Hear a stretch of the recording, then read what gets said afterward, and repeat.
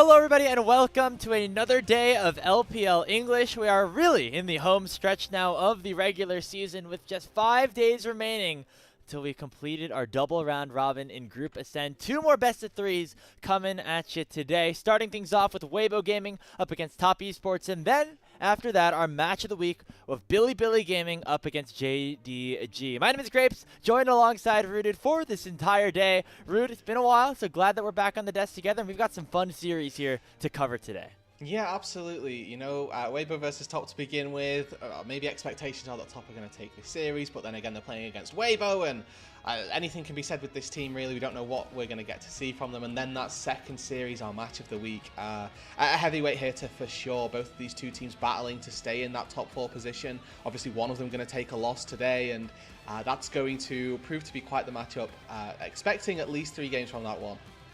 Yeah, and again, we are getting very, very close to the end of this regular season. So if you are tuning in to try to gear yourself up for the playoffs, this is a quick overview of the format. Top 10 teams through the placement stages were placed in Group Ascend. They have played a double round robin, or in the process of completing that one. The top 4 teams in this group lock themselves in a spot automatically in playoffs, where the other 6 teams have to go into the play-in stage where they play against the top 2 teams from Group Nirvana in a singular best of 5 to see who's eliminated for the split and who goes on to the postseason.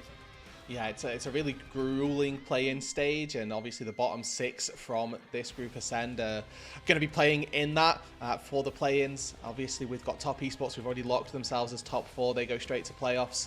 And taking a look at the standings here, we can take a little bit of a longer look at all of those teams still vying for that. So you're from 6th down to 10th. Weibo TT, all the teams in that mixer are locked for play-ins. They cannot secure playoffs just yet. But IG, JDG and BLG, the 2 from our heavy hitter at the back end of the day, still battling it out, still looking to try and secure themselves that very final 2 positions, and IG sort of chomping at the bit to be able to take down whoever it is that loses in that final series. Yeah, if you're IG, you're a big JDG hater for the remainder of the season because you need them to lose and you need to win their last 2 series in order to have that sort of chance. And even for a team like Weibo, who has already locked themselves a spot in that play-in stage, they want to try to pick up as many wins as they can towards the end of the season to make sure that they are at least, towards the top of that pool. If you finish 5th or 6th, you get a matchup against a Group Nirvana team instead of a fellow team from Group Ascend, which could be a bit more favorable towards yourself. And again, these 2 teams had a lot of high expectations coming into the year, Rude. Weibo have not necessarily met them, but both expectations were very high last time they played. It was a very close, very entertaining 3-game set between them. Yeah, I mean, this was literally the first game that Weibo played, so the growth and development of both of these teams is really going to sort of shine through. I mean, for Weibo, we've got to really talk about the fact that Light has been, their highlight for the Top Esports side. Kanavi's come into his own, really, on this top roster, and that was no real difference in this series. From way back when, at the beginning of split number 2, it was Kanavi kind of dominating the Rift. We had a little bit of a pop-off from Cream as well, but overall, we know to expect great things from Kanavi and from the rest of Top Esports. It's about Weibo trying to upset that expectation. Yeah, and we haven't seen too much of that as of late for Weibo. They're on a bit of a loss streak, the longest active losing streak currently here in the LPL with 5 straight. 1-5 overall in terms of their record in the second round robin specifically. So they had a bit of a reprieve, a bit of a honeymoon phase when they subbed out their support with Era coming in for Hung, but it has not looked as good as of late, as we have continuously mentioned. They were able to take a game off of Top Esports the last time they did play, though, Rude. However, it was a while ago, and we're going to see if Weibo are going to be up to form this time around.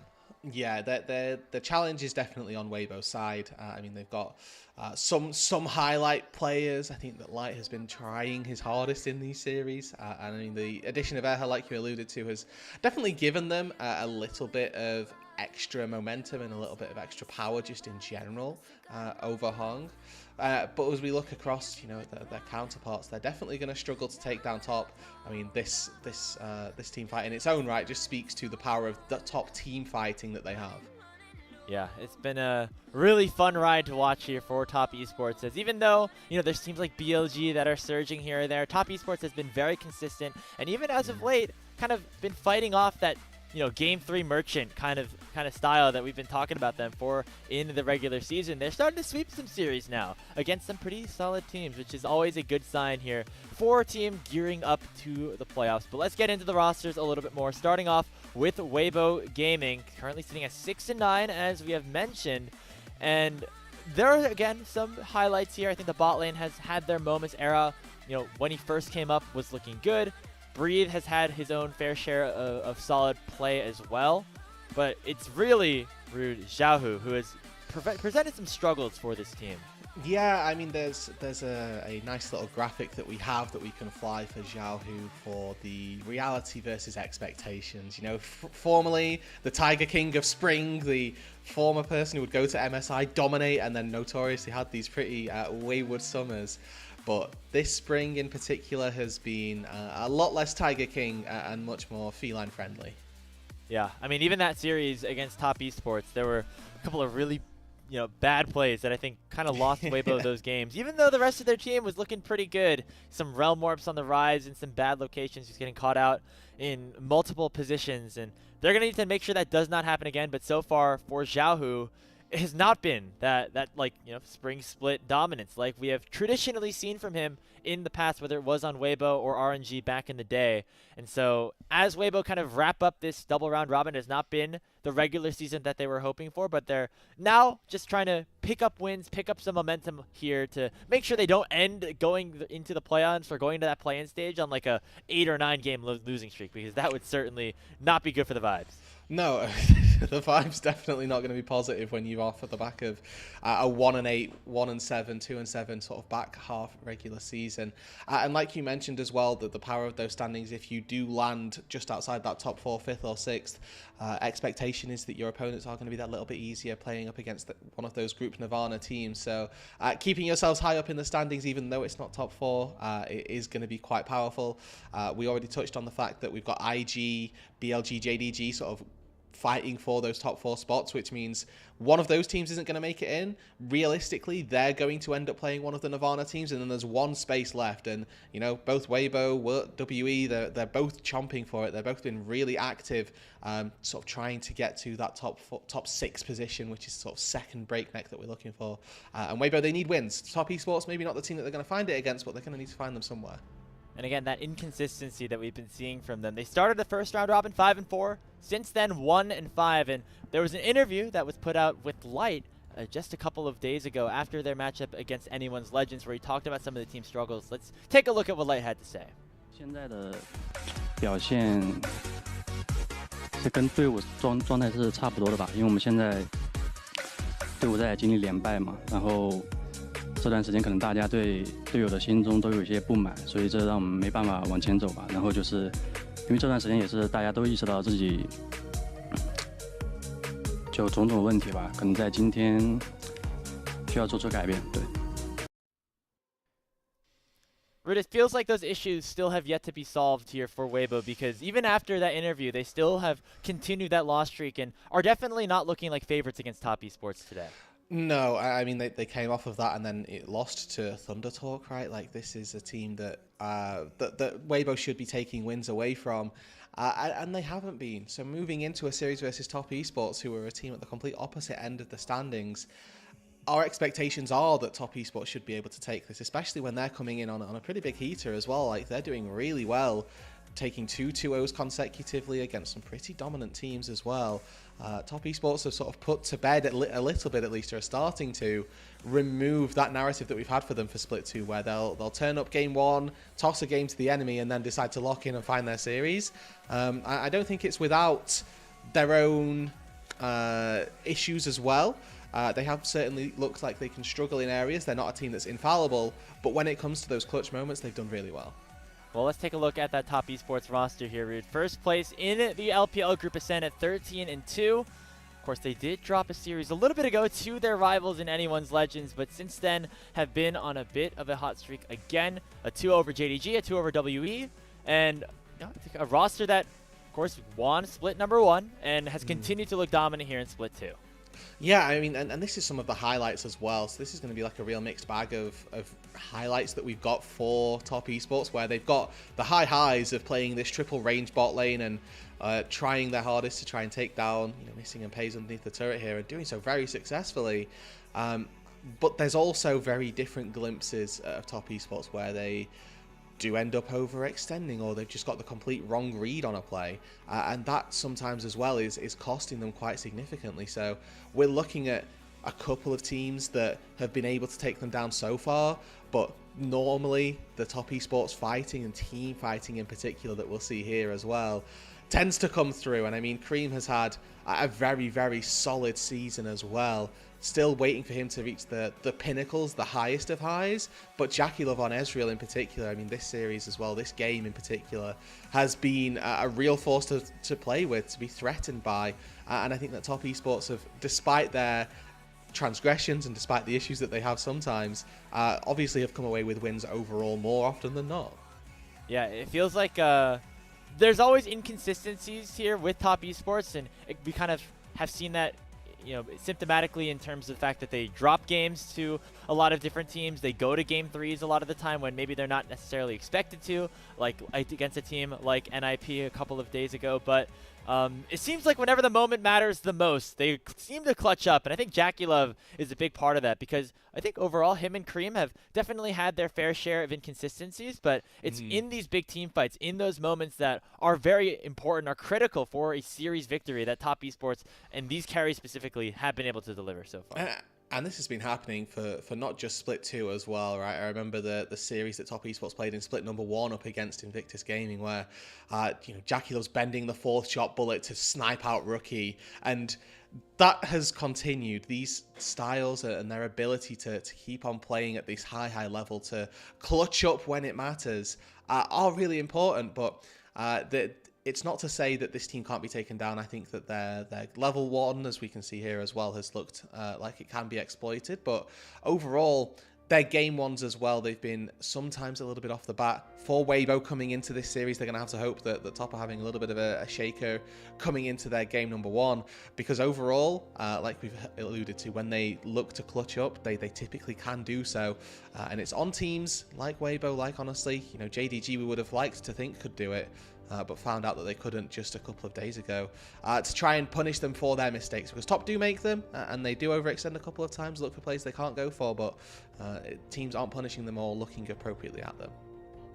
And so our expectations for this series, definitely a Top Esports win more often than not, but we just need to see something out of Weibo, particularly, Rude, because if they continue to go on this slide, it's going to be a very bad sign for them. But we already saw in the interview, they're not feeling too hot about how their season has gone so far, and taking a win even in a game against Top Esports would certainly be helpful for them, I think, to just feel a little bit better about where their season's at, and more importantly, making sure they don't fall behind the FPXs of the world, the WEs of the world, who are now all of a sudden very close to them in the standings. Yeah, and our real competition, right? Like we talk about how we were expecting those teams to do coming into this split, and we look at the teams that were in the 3rd place play-ins to try and get into Group Ascend in the first place. It's surprising almost that actually they are some of the teams that are doing actually a lot better than some of our lower teams, right? Like TT came in as a 2nd seed from one of our groups, that they found very little success. NAP as well, again, a team that had the Split 1 MVP on their side, right? But coming into Split number 2, just haven't found that success, where you've got FPX WE teams that we were expecting to be really, really quite weak, but they've now found themselves in a position where actually they're challenging Weibo. They're looking at potentially facing one of those Group Nirvana seeds. And if you are Weibo, maybe for the best or for the worst, after this series against Top Esports, you have 2 series remaining on your schedule, and it's against FPX and WE. So you really control your own destiny, even if you do lose in this series. And I think that creates a very interesting dynamic in terms of trying to see, where each team does end up landing at the end of things, because again, the difference in expectations versus the fact that they could all be tied at 6 and 10 at the end of the day today. Pretty surprising, especially if you are a fan of Weibo Gaming. You were not expecting your team to be in the situation that they're in when you have players like Breathe, like Tian coming into the team, like Xiaohu, who has gone to a World's Finals as recently as 2023. And, now is the time to prove it. Now's the time to put that experience to the test, and against a team like Top Esports, maybe put up a good showing. And it is worth saying as well for Weibo, if things go completely in their favor and that the stars do align, they find 3 consecutive series wins. IG's currently sat on 9 wins.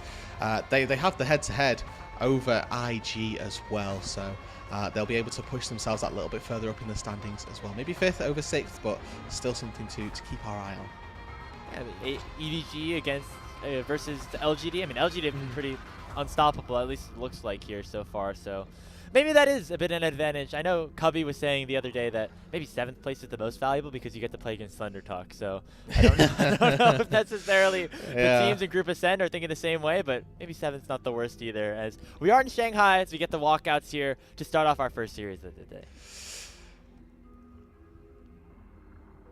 There we go, Weibo coming out first, and coming out hopefully with a little bit of power, I'd like to think. I mean, for our 1v1s as well, it's Tian versus Jackie Love to start us off, which is always going to be a bit of an interesting matchup when, first of all, you've got 2 different roles playing against each other, but then also when you've got junglers and bot laners playing against each other. Normally we see mid, normally we'll see top, but it's good to see that neither of these 2 sides actually opted for all that. It's also the former teammates, right? Tian coming from Top Esports over to Weibo after this season.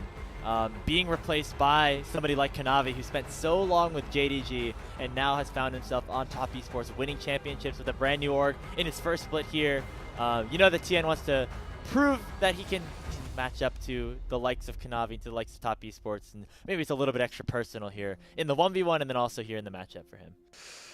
Yeah, I mean, I love to see the difference in how the players walk out. You can see Weibo, I mean, they walked out very much business on their minds, where you've got Top Esports who at this stage, right, they've already got playoffs locked. They're kind of walking in and they've got a little bit of swagger about them, waving to the camera, waving to the crowd. They're quite happy to get themselves set up and just feeling comfortable, I think, more so on stage than anything else. Yeah, they're in the the standard home arena. I know certain teams have their own home arena, but I feel like in general Shanghai is like the where, the neutral site for a lot of these teams. And so this maybe is where they are the most comfortable, as we are, of course, getting ready for our 1v1 4-side select. Blue side has been so important here in this season. I think a 57 to 58% win rate, which is actually higher than some of the other regions that we have, and maybe goes to show some of the parity we have in the league as well, and why we get a lot of 3-game series, which even though we are expecting Top Esports to be the favorites here, Weibo took it to 3 last time. I wouldn't be surprised to see them do it again. No, I know. I mean, their raw power, right? Like the innate skill in these teams is very high for Weibo. We've seen such high highs from players like Xiaohu in the past. Even Breathe has had a pretty decent season as well. But it's when all of those pieces come together, Weibo look really good. Unfortunately, they've just not come together that much. And that's where our concerns do lie. Up against the Top Esports roster, who always seem to come up in the clutch when it's needed to do so. A couple of losses here, a couple of losses there, but series losses themselves seem to be very few and far between. And for Weibo, right, we already touched on it. It's a pretty difficult situation for them to find themselves in, coming into what is now 3 very important series for them. I mean, not just the fact that your record's not where you want, the fact that it's so many series lost in a row. Surely the mental's not in the best place here for these guys. I mean, we saw it in the interview that they're having some disagreements. They're all not agreeing on where and how the game should be played sometimes, and sometimes it just takes a series like this where you're coming in as the full underdog. You're saying, screw it, let's just try to play our game as best as we can. And maybe it can result in a little bit of spice, a little bit of a sparkle here for Weibo Gaming, as we're getting ready for our 1v1 4-side select here. Champion select has begun. Tian banning away a lot of those 80 carries that Jackie Love, of course, can play very well. Yeah, and I mean, getting rid of the Kiana. I didn't know this was a 1v1 specialty, but it gets pulled out. Gets pulled out either way. Renekton versus Jace is our 1v1. Jackie Love Renekton. Let's get this one on the board, and Tian on Jace as well. Good again to see, right? Like, your jungler's not playing a jungler, or our AD carry isn't playing an AD carry. It's going to be good fun to see this. I am very curious to see how this one turns out. I always wonder, like, does Jackie Love go into this like with the expectation that he's gonna lock in like a melee champion, or does he like, I'm gonna play Varus, and if Varus is banned, I'm gonna play? Is there a specific tier list that he's going down and like, oh dang, Xiaohu just banned all 4 of my champions. Well, the next one up, it's Renekton, I guess. If it's not carries. It seems like a weird step process for him to go through. He's like, okay, Varus, Corki, Draven, they're my 3. you know. But then we do away completely with AD carries. None of the other AD carries are good enough. I must go to Renekton. That's my plan. Yeah, I don't imagine. I feel like if you were gonna play Renekton, maybe you give it 369. I mean that's like, or it just seems like they're doing it a little bit for fun, which maybe is entirely possible. Well. Yeah. I remember when when we were in Split 1, coaches would be like over them. They'd have players watching, and they'd be like talking in their ear, like, you need to do this, do this, do this, do this. And like the Flandre 1v1s as well, I remember specifically, where he's got Dobbage in his ear just screaming like, do trade. You know, I don't know what he's saying, but there's very clearly some form of input from the team there. Yeah, we've seen a little bit of that here as well. And I'm sure 369 has something to say about Jackie Loves Renekton. And speaking of the Renekton, as we load onto the Abyss, that's triple cloth armor here for the Crocodile. We're looking to stay alive and stay healthy. Triple cloth armor and the door and shield.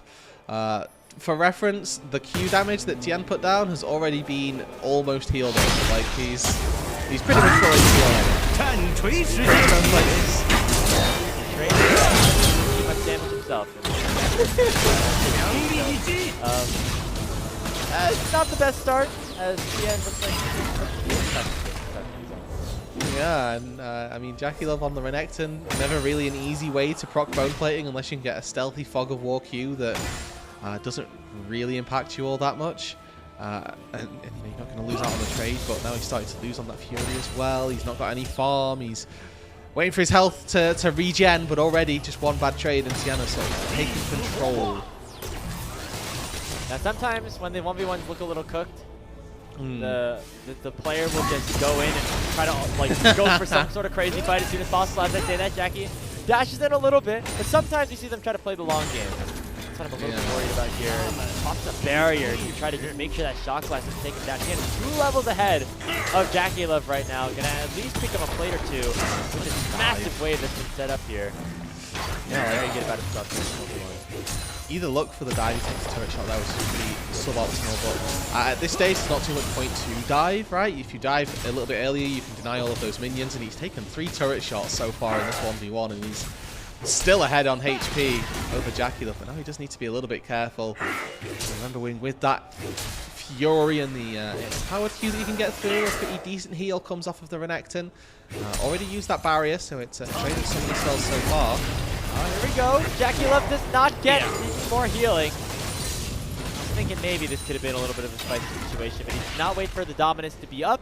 He does go down first. Tian's in a great position here to get Weibo side tilt.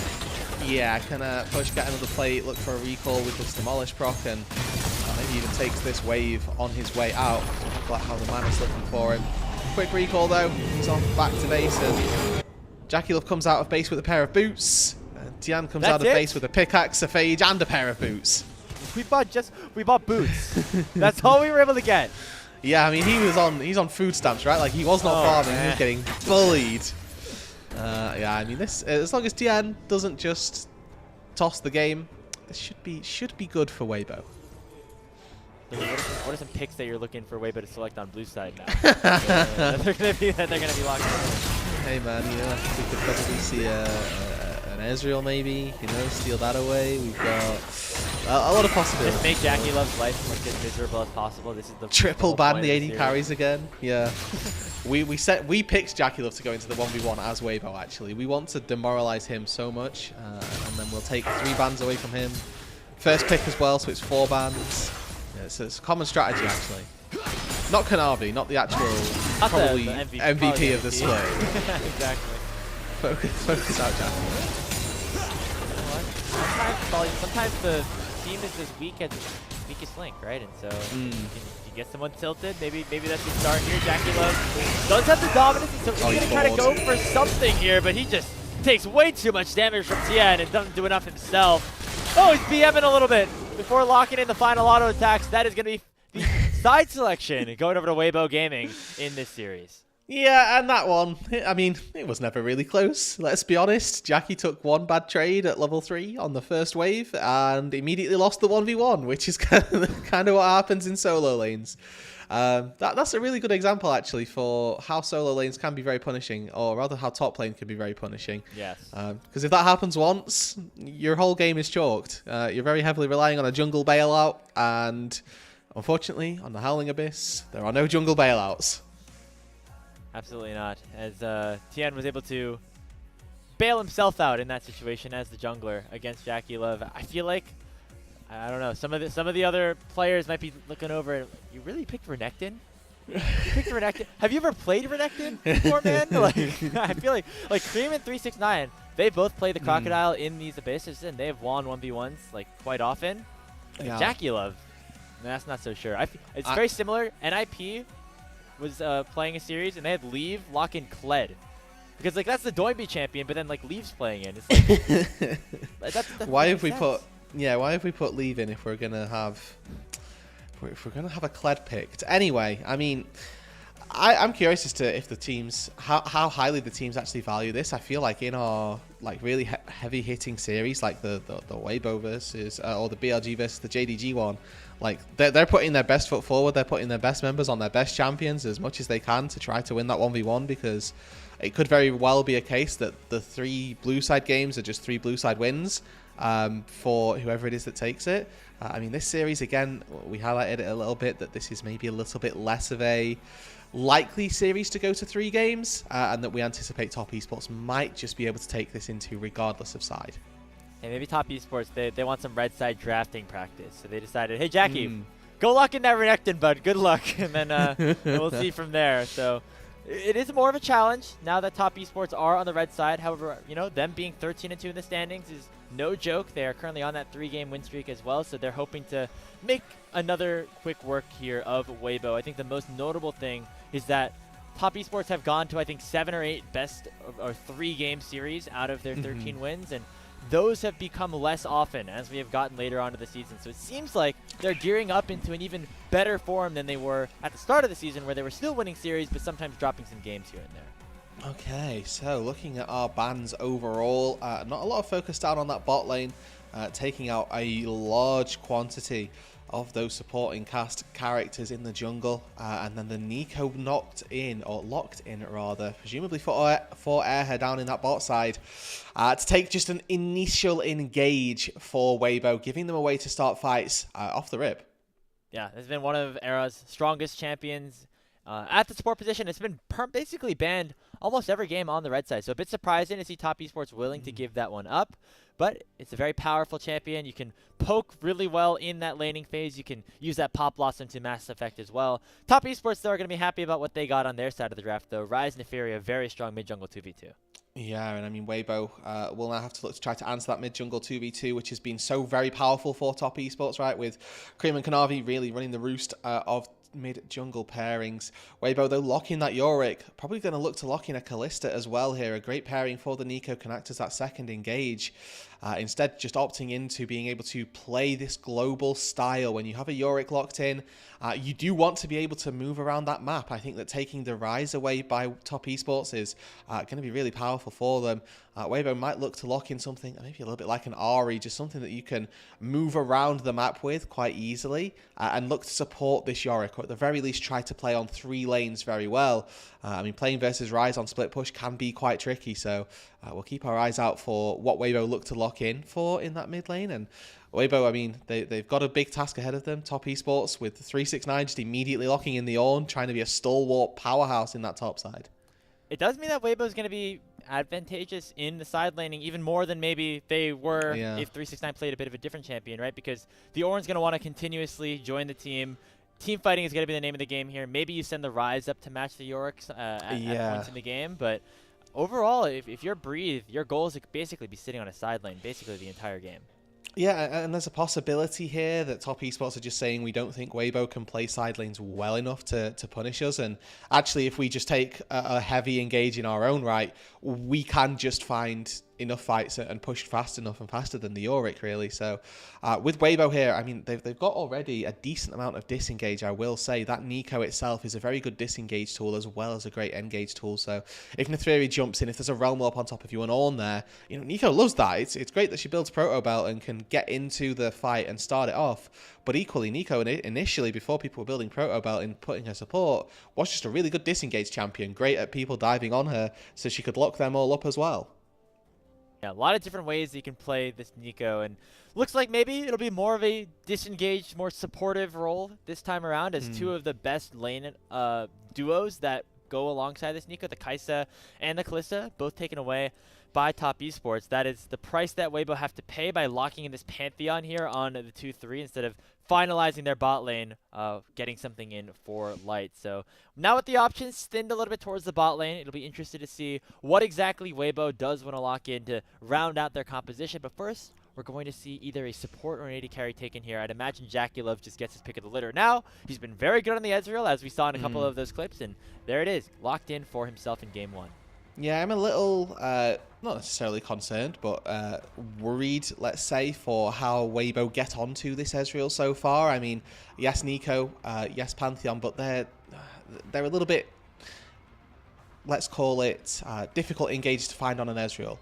They're really good at finding immobile targets. Ezreal's really good at repositioning himself and preventing that from happening, but the Nico-Galio combo getting locked in for Weibo, really solid. They are missing like that true heavy-hitting damage.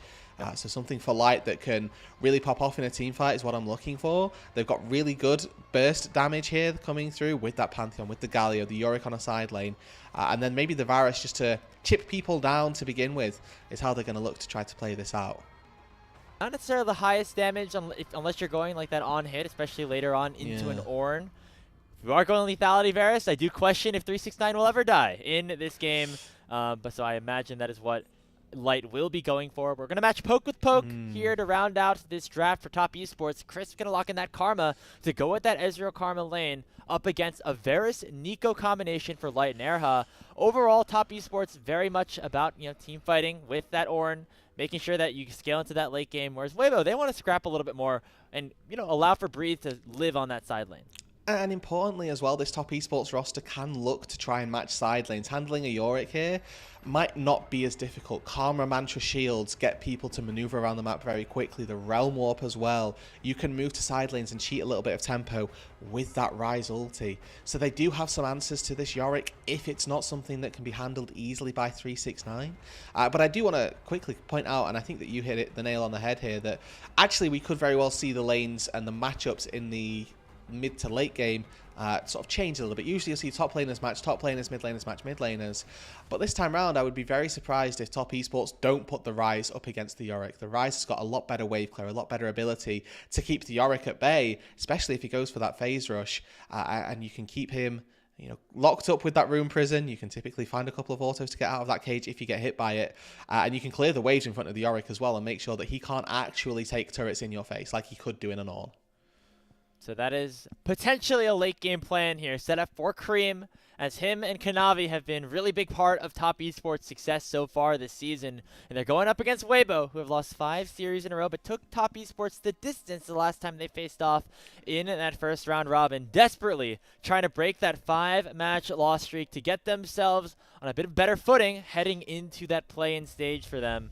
Whereas Top Esports want to establish their dominance as one of the best teams in the LPL, one of the best teams in the world, by continuing their streak and getting themselves into a great position to start off the playoffs. Getting ready to get onto the Rift for game number 1, Top Esports versus Weibo.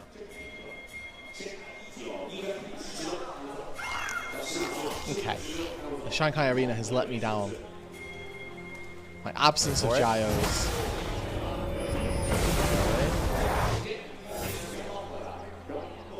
Okay, they suck. What are we doing? I love that the LPL. There. Okay. Well, we need to wait for a minute apparently in the future, so we can leave that a little bit longer. I like what I you said. expect our JDG BLG one to have a lot sooner. Yeah. What were you I going like to what say? you said when the camera immediately panned. It was just somebody looking at their phone, just like eyes straight, down. Yeah, did not care. So. Like, oh, is there League of Legends going on here? Oh, my bad. Sorry. Forgot about that. Am I interrupting you? You're TikTok scrolling? Sorry.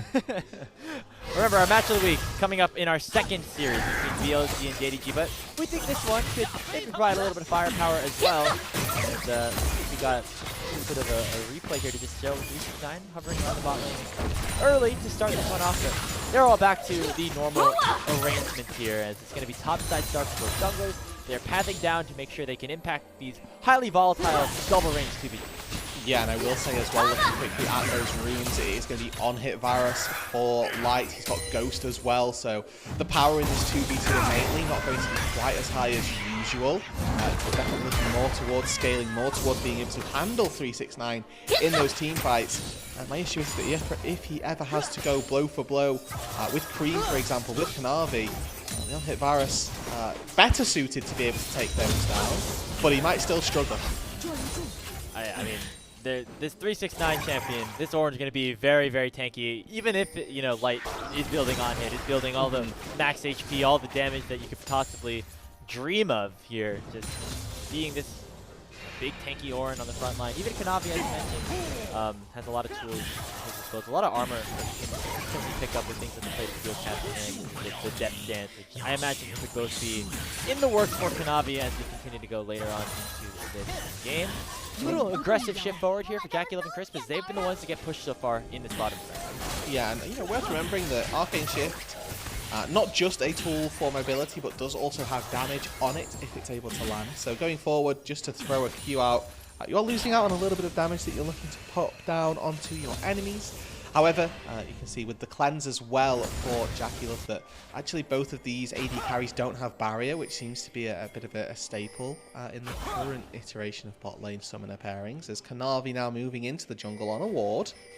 I think he just realizes that he's not going to be able to get that crab in the bot side, so instead, running straight up top lane, helping Cream clear the wave a little bit as he heads up there as well. So it will be that even trade as flash away from Chris, as we got some summoner spells being burned down here. The root is going to land onto Light. The piercing arrow that was empowered is going to chunk Jackie Love to 200 HP, but he's going to go right into Tien's arms. He misses the Comet Spear, though, and that means that Jackie Love will be alive as the teleport comes in. Oh, look at the movements from Jackie, getting away from the Q of both Light and Tien, and that means that Tien is nearly going to go down as teleport comes in from Cream. How has nobody died? It might be Xiaohu now in a little bit of trouble as he's the Justice Punch away as soon as channeling that teleport comes through. Kanavi can jump over the wall, look for a little bit of extra engage, but not going to be able to find any kills somehow, some way. Nobody dies in that fight. Yeah, Jackie with some really good summoner spell usage underneath that turret there, and nobody goes down. Top Esports definitely getting aggressed upon to, though. I love this from Weibo. Their aggression in this early game, knowing that they've actually got the run of things down on that bot side, and they're not going to let that go.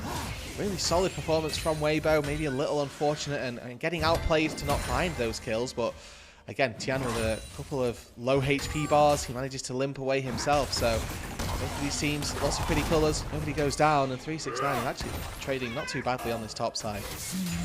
You know, as the Ornn, I think you can break the cage with the steering charge, if I'm not mistaken, so that might be a little interaction that could be useful for surviving the laning phase against this Yorick, who can be very oppressive, especially against like an immobile tank.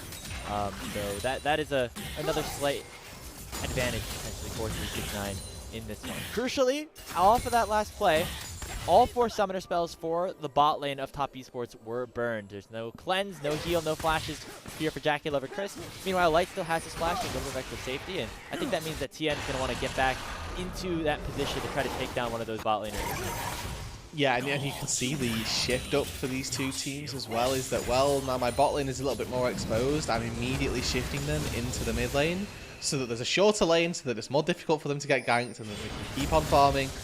It does put Cream in a little bit of a worse position, right? Like, he's now got to be careful. He has got his own flash still, but he needs to be a little more cognizant of how he plays in this side lane, especially with Tien moving his way down to that bot side.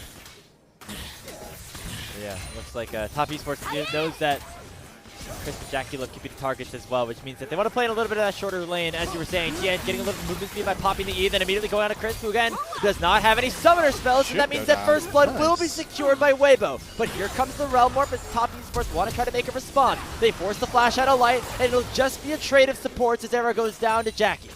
But that's a lot of summoner spells committed again. It's Cream's flash going down. They do trade it for Light's flash, so a worthwhile trade for the bot laners here. Kills going on to Tien and to Jackie Love, respectively. So a little bit of gold in the AD carry, a little bit of gold on the Pantheon. Going to be interested to see who can leverage that gold and make the most of it. We know that putting gold on Jackie Love is never a bad idea. He's been one of our more stable clutch factor players. Xiaohu here walking in. They really want to fight this here. It's dragging down to 1,000 HP. It's stolen away by Jackie Love somehow on the Ezreal of all people. And Tien's going to go down first. It's a trade of the junglers though. And now a 3v3 has opened up. Xiaohu is very low though. He's going to have to flash over that Dragon Pit wall as Cream is looking to continue to hunt. Light still does not have that flash. Going to get hit up by the Rune Prism, but now Cream does not have any mana left. Just a couple of more spells can be issued by the Rise. Looks like they're instead target Erha here. The health bars are so once again low, but Jackie Love gets taunted up, and everybody on Weibo will escape. Again, another 1-for-1. This time it's both junglers paying for their lives, and neither one of them able to find that smite key effectively. It's Jackie Love that steals the Drake away in the midst of all of the chaos.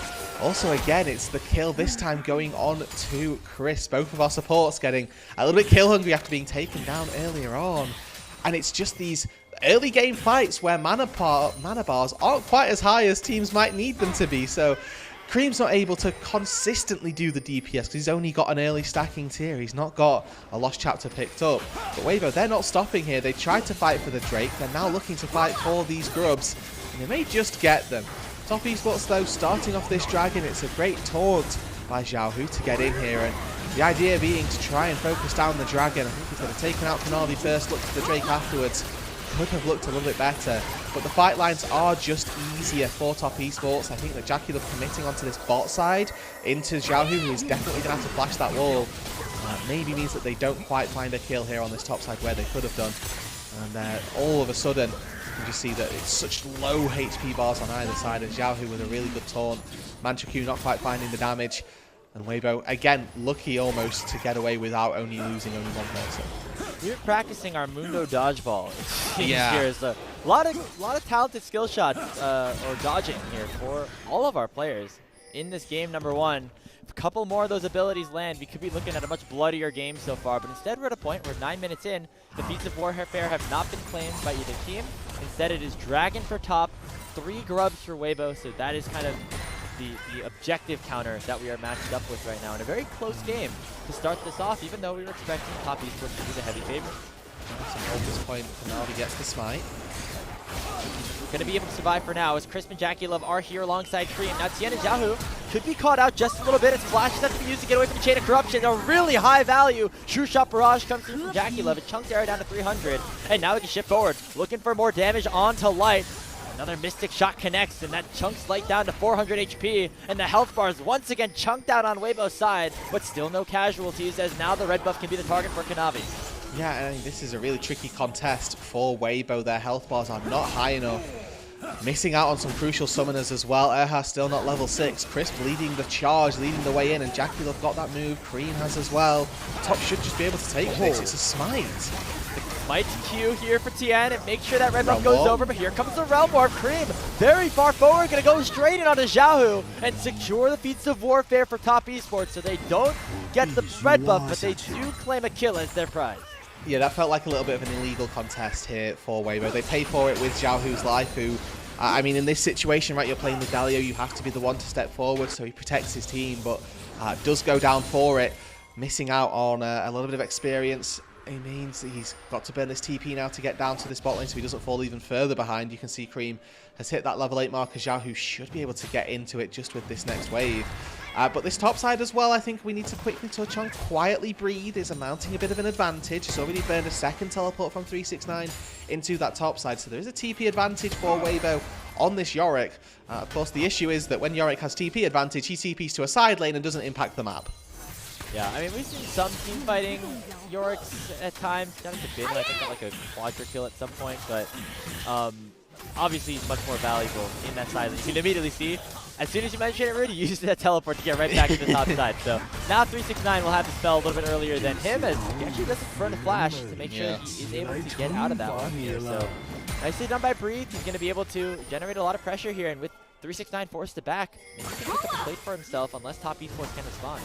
Yeah. Oh my word. Oh, okay, wow. Should die here. Has no flash. Not quite able to get in time. Airhud, oh wow, a lot of spells no, utilized. Not going to be able to find no. anything. The pop blossom doesn't connect. Airhud just goes down. It's going to come at the cost of a couple of plates for Weibo, but top esports get away with somehow getting a kill out of all of that. Yeah, that was a difficult watch, I think is the polite way of saying that. Lots of whiffed skill shots, lots of ultis expended that didn't quite hit the marker, and they don't even get that turret on that top side. Maybe just a little bit too deep from Weibo there to try and find that kill. On to 369. You know, Erha, he's used his clone to scout a route out, and then instead of using that path that he's found, goes around the side with a blast cone. Now Erha with, once again, no ulti. Oh, Tien still lands a stun, even though Green buffers it away with the flash. That means he's able to generate enough distance for Kanavi to arrive, and that means Tien is in a lot of trouble. The overload barely dodged away from. These skill shots are just repelling away for the champions in this game. It's yeah, we're calibrating, right? This is game one for a reason, and then we'll load into game two, and it'll be Cassiopeia only for both sides, right? No skill shots needed, where we're just point and click only. Yeah, and for the most part, right? Like, this has been a very close game. Currently, though, top esports just coming out on top of the final few trades that we've seen. And looking at these compositions as we move later and later on, the range advantage that top esports are going to have is actually quite powerful. Like, getting access to Jackie isn't going to be easy for this Weibo side. They've got this really solid side laner, and Breathe has to be that carry for Weibo. He is the one part of the map that's going really well for them. The rest of the map is not quite living up to that expectation. I think Light as on-hit Varus this game is going to struggle in the auto-attack or spell trades. Navi immediately flashes out. Passive flash there from Kanavi, but it might actually pay some dividends since the rest of the team has arrived around this river on the bottom side. The Dragon's available for top esports to try to take. Would be their second of the game if they can pick up the Cloud. It looks like that is what their focus is, even though the Scuttler did go to Weibo off that play. But I do think this is really smart from top. They've sent Cream to match Breathe, which is the allocations we were talking about earlier, where they can match side lanes and match the push of the Yorick. How aggressive do we want to go? Comet Spear goes over, but it is going to get smited away here by Kanavi. So second Dragon of the game secured by top esports, and Cream, as you mentioned, going to be able to do a nice job of holding Breathe and making sure that he's able to wave clear all the minions to make sure the tower doesn't go down. Yeah, I'd like to see Tien actually just move up to this top side, try to take his turret down. You can see Cream actually 2 levels down on Breathe, knows that he can't really contest it at all. Tien moving into this top side of the map at the very least to support, has still got that Grand Starfall, so can move in if needed. And Breathe, you can see, it should be looking to control these side lanes. He's actually so far ahead of either one of the solo lanes that his lead is going to, first of all, keep compounding because he can move in, take these jungle camps away. But also, we're talking about the power of the Ryze being able to hold the Yorick. I mean, the Yorick at this stage might just be able to walk up, kill the Ryze in his face, and maybe even under that turret. And taking a full turret with, I think, 4 of the 5 plates here for Breathe is going to feel pretty good. He might be one of the richest players in the game at this point. However, it doesn't mean that Weibo are necessarily favored here. It's still in that 5v5. Kanavi buffers away the stun from Tien by using the untargetable. And so he'll be able to get on out. But now it's at half HP with the Maiden doing a lot of damage before eventually getting taken down as the Rift Herald is available. Looks like Weibo, though, are the ones that want to start this up because Kanavi's so low. Yeah, they want to be able to use this Rift Herald to break open the map a little bit, give Breathe a little more room to play this side lane. TP's coming in from both sides. Oh, they could try to lock down 369 though as he goes into a bad position and gets taunted up, and there goes Erha with a massive Pop Blossom. It takes up 3 and makes sure that 369 goes first in the fight. Now it's a 4v5 across the map as the Rift Herald gets re-aggroed by the side of Weibo Gaming. Kanavi trying to find some way to jump into the pit. The call to pack is available, but he doesn't want to use it as a one-way trip, so it gets secured by Weibo. Now TES looking They for the want more. engage. Grand Star fall forward. They found Jackie Love without any flash, and now with only 0 HP, finally the hail of arrows is going to take him down as Light finds the kill, and another skirmish that is won by Weibo Gaming. And this time they get a decisive victory. It's 2 kills and the Herald with no response from top. They walked in to try and contest and they were unsuccessful in this. Weibo used the power of this Yorick, this top lane fiend that they've been able to harbour and that they've been able to grow out of this top side. Immediate cage goes down, and despite the flash, there's a taunt waiting. Zhao, who was initially looking to just zone off the rest of Top Esports, catches 369 on his way out, and Erha just spaces out the rest of Top Esports. Call out a couple of people initially, and then they look for this fight. They secure the smite, get the Herald, immediately fighting again. Oh yeah, we got some tank combat here. Call the Forge God was cancelled by some nice crowd control of Xiaohu, and that means that there is no extra follow-up here for top to try to continue the play. Instead, they're looking towards Cream, who just realm warped straight to his death. It is Xiaohu to collect the gold there, as Top Esports make another crucial mistake, and it's Weibo Gaming that now have almost a 2,000 gold lead. And we're getting here the shades of Top Esports from a couple of weeks ago, where their game number ones aren't quite the highlights. I mean, even in their 2-2-0s, right, there were still early game fights that even WE were able to take against them. BLG have found a couple of really solid fights. At JDG as well, we know a team that can take games against Top Esports in the early stages. So Weibo here looking like a reinvigorated roster after that 5th consecutive loss. Coming into game number 1 at the very least with a very solid performance.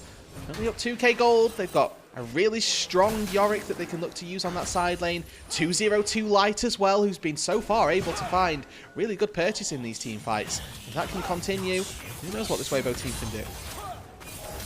It'd be a very Weibo Gaming-like thing, like we've seen kind of during Worlds in 2023 and 2024, to not look very strong during that regular season, and then all of a sudden just like, you know, turn it up in the moments that matter. Getting them to the internationals. If Weibo somehow go from 6-9 to beating Top Esports and like all of a sudden like being a real threat in the postseason, that would be very indicative of kind of what this team has been able to do throughout the years. So you see Erha trying to play some bait here as that minion, but just gonna use it for one-timer here, as now Weibo can set up around this dragon. The Chemtech Drake about to spawn. They want to make sure they don't give up that soul point. Yeah, and this is giving shades of the series that we used to get at the start of Split 2, where teams would trade 2 Drakes for 6 Grubs. But this time it's Herald and 2 Drakes plus the Grubs that we're seeing traded against one another. And now is when Weibo don't have an obligation on that top side of the map, so they look to walk into this mid lane and try to fight for that bot side objective to stop Soul Point going over to Top Esports, and to maybe look at starting their own Drake stacking as well. That Rick Herald goes down, it does get the charge off, so a decent chunk onto that mid lane tier 1 turret. But the rest of Weibo now with a decision to make. Do they want to spend time waiting in this bot side? He's out of position, but he's actually going to find the stun still on a 2, forcing Kanavi to flash away. True Shot Barrage doesn't find anything, but here comes the call to Forge God. He's going to knock up TN, but he uses the H to keep himself alive for a little bit longer. Here's that hero's entrance. It does not find a knock up, and Xiaohu now has to run for the hills. Taunt lands on a 369 as everybody is here around the Dragon Pit. They're going in. Comes the Realm Warp. Cream is sending in the artillery, and they've taken down Light. TN the next to follow, as it's going to be Top Esports picking themselves up 2 kills, and they can peel right back towards the Drake, unless they want more blood here into this game. Looks like only the 2 kills is what they'll get, and they'll claim that soul point as a reward. Yeah, Light finally goes down. This 202 virus shut out of that team fight, and 369 comes in with a big call. The Forge God to start it off. It's Cream with the Realm Warp that seals the fate of Weibo Gaming. Drake's going to be secured. Atacon's just spawned as well. The delicate timing on that might well indicate Top Esports picked themselves up a 2-for-1. And just like we talked about, Grapes, this is a team, a roster of players who they've been showing weaknesses. They've not been the strongest teams through the early game. But when they need to, in that clutch factor moment, they can step up. They can come into team fights, and they can win them. And some pretty big mistakes here as well from Weibo. I mean, Era got technically a two-man Pop Blossom, but probably shouldn't have been in this position to begin.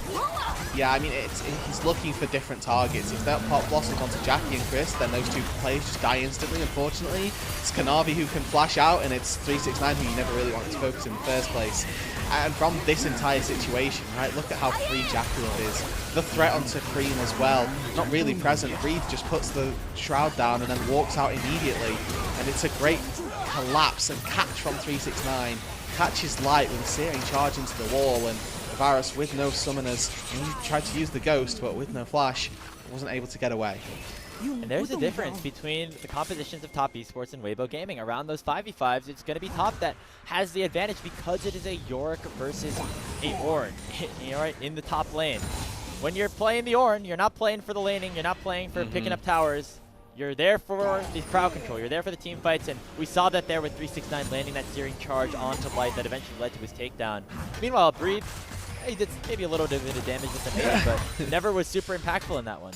Yeah, he put down a little cage. The cage got broken, and then he walked away. Right, like the like you talked about, the impact is very different, and I think that might need to be, or that might be the key that indicates to Weibo, actually, we kind of need to play through this Yorick. We picked it for a reason, to be the side lane threat, and the team fighting power that we get from it is not going to match what an Ornn can do. So are we just going to accept that and try to play sides, try to take down Cream instead, which might be their better route to success?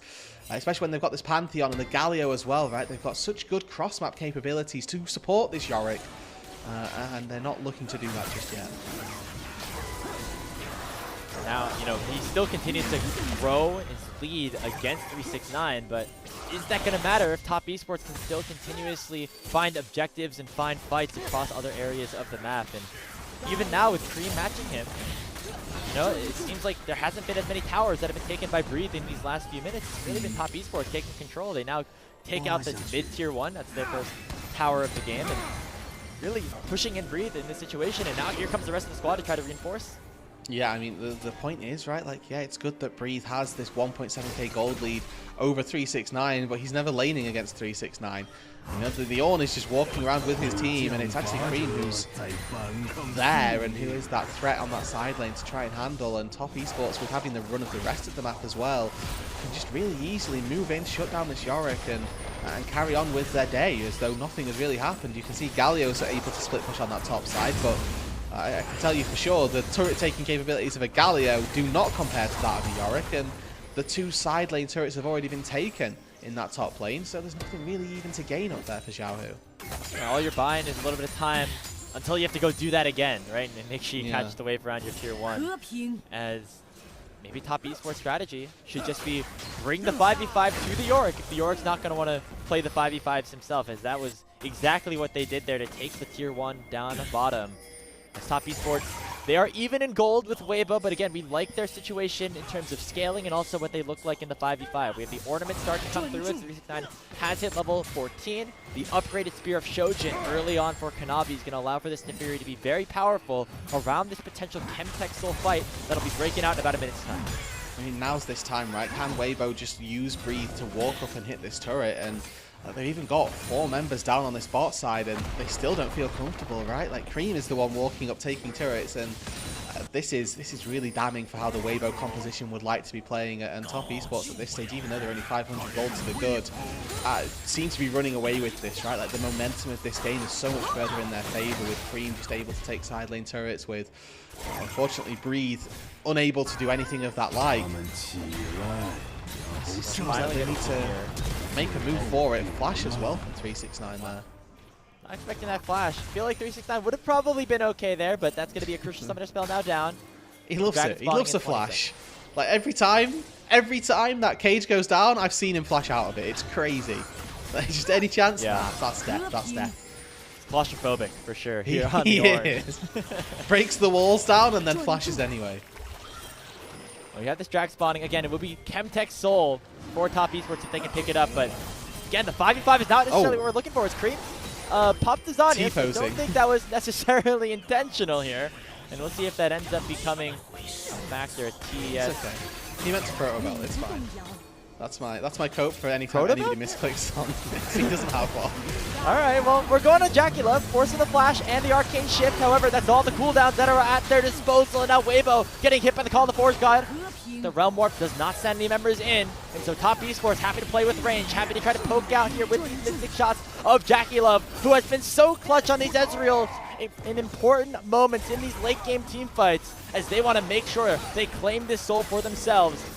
Dragon is started up once again. TN's going to have to find some way to get in this pit. How do they get in though, right? Uses flash.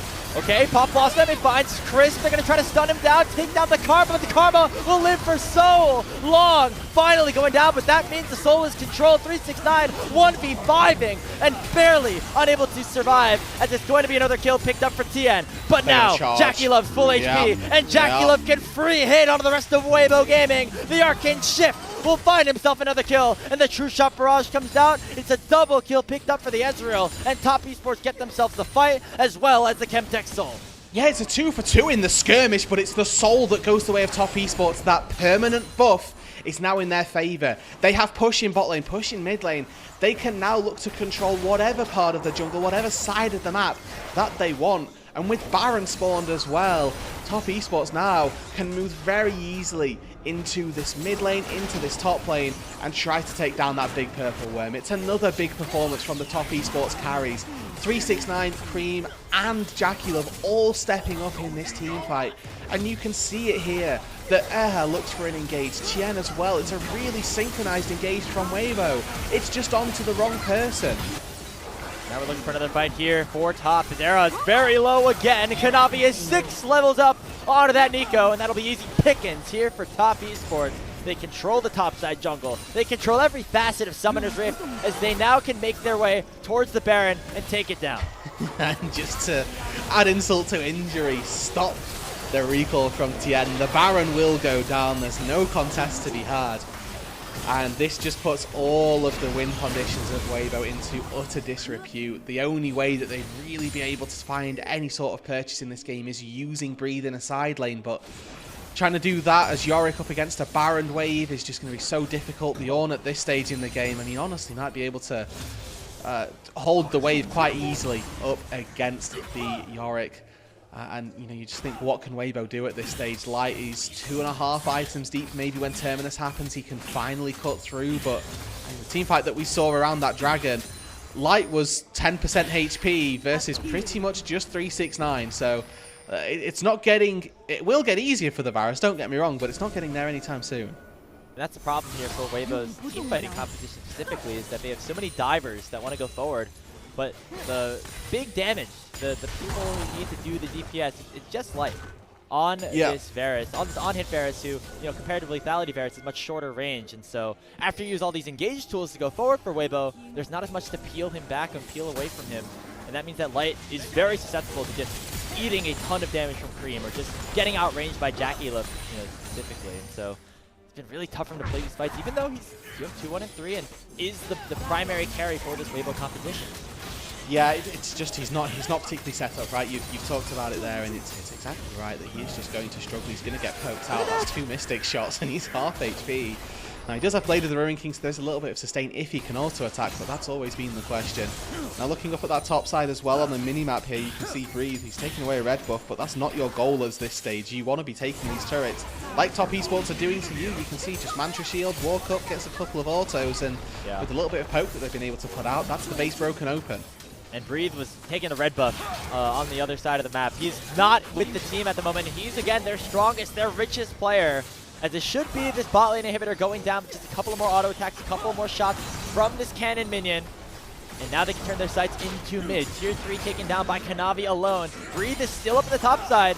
And now Top Esports can just maybe just go for the end at this point, as long as this Yorick isn't there. 369 around to make sure that there is no chance for a backdoor, as now the fight begins in earnest. Here's the Grand Starfall. They're going to try to lock down Jackie Love, but Tien is too far away. He tried to dive onto him, but every one of his team is going to fall before they can even reach the Ezreal. And Jackie Love still won't die. He picks up 2 kills for himself off the back end of things.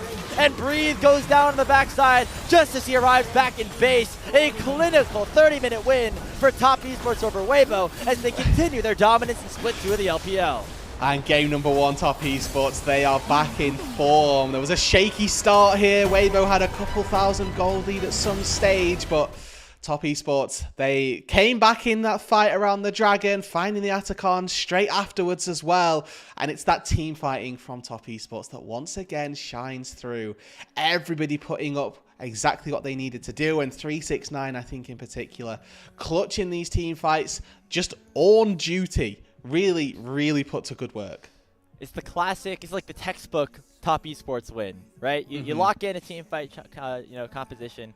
You die a little bit in the early game. Yeah. You have some for fun moments. Maybe you give over a couple of objectives like the Rift Heralds or the Grubs or whatever. But then you lock in. We're leaning back in the chair, and then we go in and we like really focus up. And that's what happened there in that one. I think Jackie Love again has time and time again, despite some early laning mistakes that we've seen from him, some positioning errors at times, when he gets to these late game fights and he's playing a champion with agency like this Ezreal, it's very scary. I think when he's got an Enchanter at his back as well, you'll actually find that he's a completely different beast when he tries to take these team fights. He knows he can Arcane Shift aggressively because he's going to get a shield to quickly bail him back out. And sometimes on Ezreal as well, you're not expecting them to shift forward because it's so frequently what costs them. But he will. He'll Arcane Shift forward, and that catches people out. So they think there's that split second of thinking, should we turn on this? And then they'll turn, but he already knows that he's getting out with the shield. So he can catch people off guard so well and can move around the map and move around these team fights, I think, more importantly, so nimbly, I think, and with such fluidity that it's, why he is, looking like a top AD carry. Yeah, especially as of late. I feel like Jackie, even in Split 1 and then, for parts of the start of Split number 2, was a little bit more inconsistent here or there. Yeah. Like maybe was being a little bit more of a passenger to what the rest of the top side specifically of top was able to accomplish, as Kanavi has been racking up those MVPs left and right this year. But I think as of late, over these last couple of weeks, as we've closed out this regular season, we've started to see a little bit more of that classic Jackie Love, one of the best AD carries that we have in the world. And it was on picks like the Ezreal that he made a name for himself, and we're seeing it again here, leading the damage charts as per expected with over 1,000 DPM. Yeah, and I mean, you can see that Light in this game, he's never really able to get damage down. This is the constant to and fro of a Varus, is that, yes, in late game team fights, if you can hit those front lines, you're going to do very well, but unfortunately finding chances to do that was never really apparent for Light Breathe, getting more damage down than him. And yes, he's hitting against an Ornn for the majority of the laning phase. There's an argument to be made there, but I mean, this was the real yikes moment for Weibo, I'd like to say, to begin with. Yeah, running forward with the heal and not pressing the ult just like immediately onto somebody. And Era just had a couple of oopsies like that kind of all series long. Weibo were able to find some stuff. Like, this was a nice moment for them as they were able to have a good pop blossom from Erha. They took down 369 early on. But this is kind of all that we got from them. After this, it was really Top Esports controlled the rest of the way. Yeah, and that's to speak to how well Top Esports were playing as well. I think that Weibo had the right ideas for the most part. Like, their engages around that 4th dragon were actually pretty synced up. Airhurt goes in at the same time as we get CTN also. But unfortunately, they didn't quite connect on the crucial targets. I think that was the important part for this, is that their target selection actually didn't quite hit as well as they might have liked it to. And we're looking at this team fight here where Top Esports are completely unchecked, really. Right, I want you to keep your eyes on 369 for the back part of this, if the camera allows us. Because he's actually the one, again, he's taking all of the damage from Light here. And then he's the one that looks and actually looks for that searing charge onto the Varus. You can see him knocked up on that wall there. That's all from 369. Yeah, I mean, the Realm Warp is nice to have the backup, but if 369 doesn't land that searing charge, probably is a bit of a different situation there. So really nicely done by the Ornn in this situation. I feel like I don't want to continue to harp on something over and over again, but another tough game from Xiaohu. Our Spring King, not necessarily delivering once again. He ended up being like 5 levels down to Cream at the end of this game, as he really was unable to find the plays globally, and then also continuously fell behind to Cream on the rise. Yeah, I think that this is a tricky situation for him to find himself in, because he's demoted to Galio duty. So your job is to be the front line and to go in and die, and ultimately if giving gold to Tien this game is going to give them a higher chance at taking down Jackie Love, then I think that they should do that. So he's sacrificing resources, almost acting like that jungler when he's playing the Galio. So he's never destined to have the best scoreline or really the best kills, let's say, the most CS. But even still, the duality of what we've come to know from Xiaohu in Spring versus what we've had and in this game as well, they're not quite hitting the way that we should like. And you can even date this back to last year, where Xiaohu really kind of came alive towards that Worlds run that Weibo were able to go on in the end of the season, right? In split number 2 at the time, in that summer split. And so maybe it's just a bit of a flip of the script, a flip of the narrative here for Xiaohu now, as the Spring has again not been kind to him so far, not been kind to Weibo, as even though they found some moments in that first game, they now find themselves down 1-0 to the best team in the league. And you know, you wonder how many opportunities you're going to get to have that gold advantage at 15 minutes against a team like Top Esports. Yeah, I mean, the criticism I have of Top is that you probably find that more frequently than you'd expect. But we look at our MVP for game number 1. Yeah, Jackie Love getting it definitely makes sense. The Ezreal here with over 1,000 DPM, Arcane shifting forward, causing mass amounts of chaos in the backline. Yes, the backline of Weibo as an Ezreal. You know, really, really quite a powerful performance. Yeah, as Jackie Love again really starting to turn into the player that we know him as a legendary AD carry here in the LPL. As Top Esports look better and better as the weeks go on here in split number 2. They're up 1-0 over Weibo. We'll see if they can finish this series out after we come back from this break. But before we do that, we want to give a big thank you to our Coffee and YouTube subscribers who help level up the show. A lot of the initial payments go into upgrading the broadcast, but a huge bulk of it pays on-air talent and content creators. And if you want to support us here on LPL English, you can subscribe to our Coffee. It is linked in the chat to unlike perks like early access to content and the ability to ask interview questions for our unique on-site interviews that you see on our socials when they do come through. Weibo in that hole like they have been kind of continuously here in this second round robin. We'll see if they have any answer against Top Esports when we come back from this break.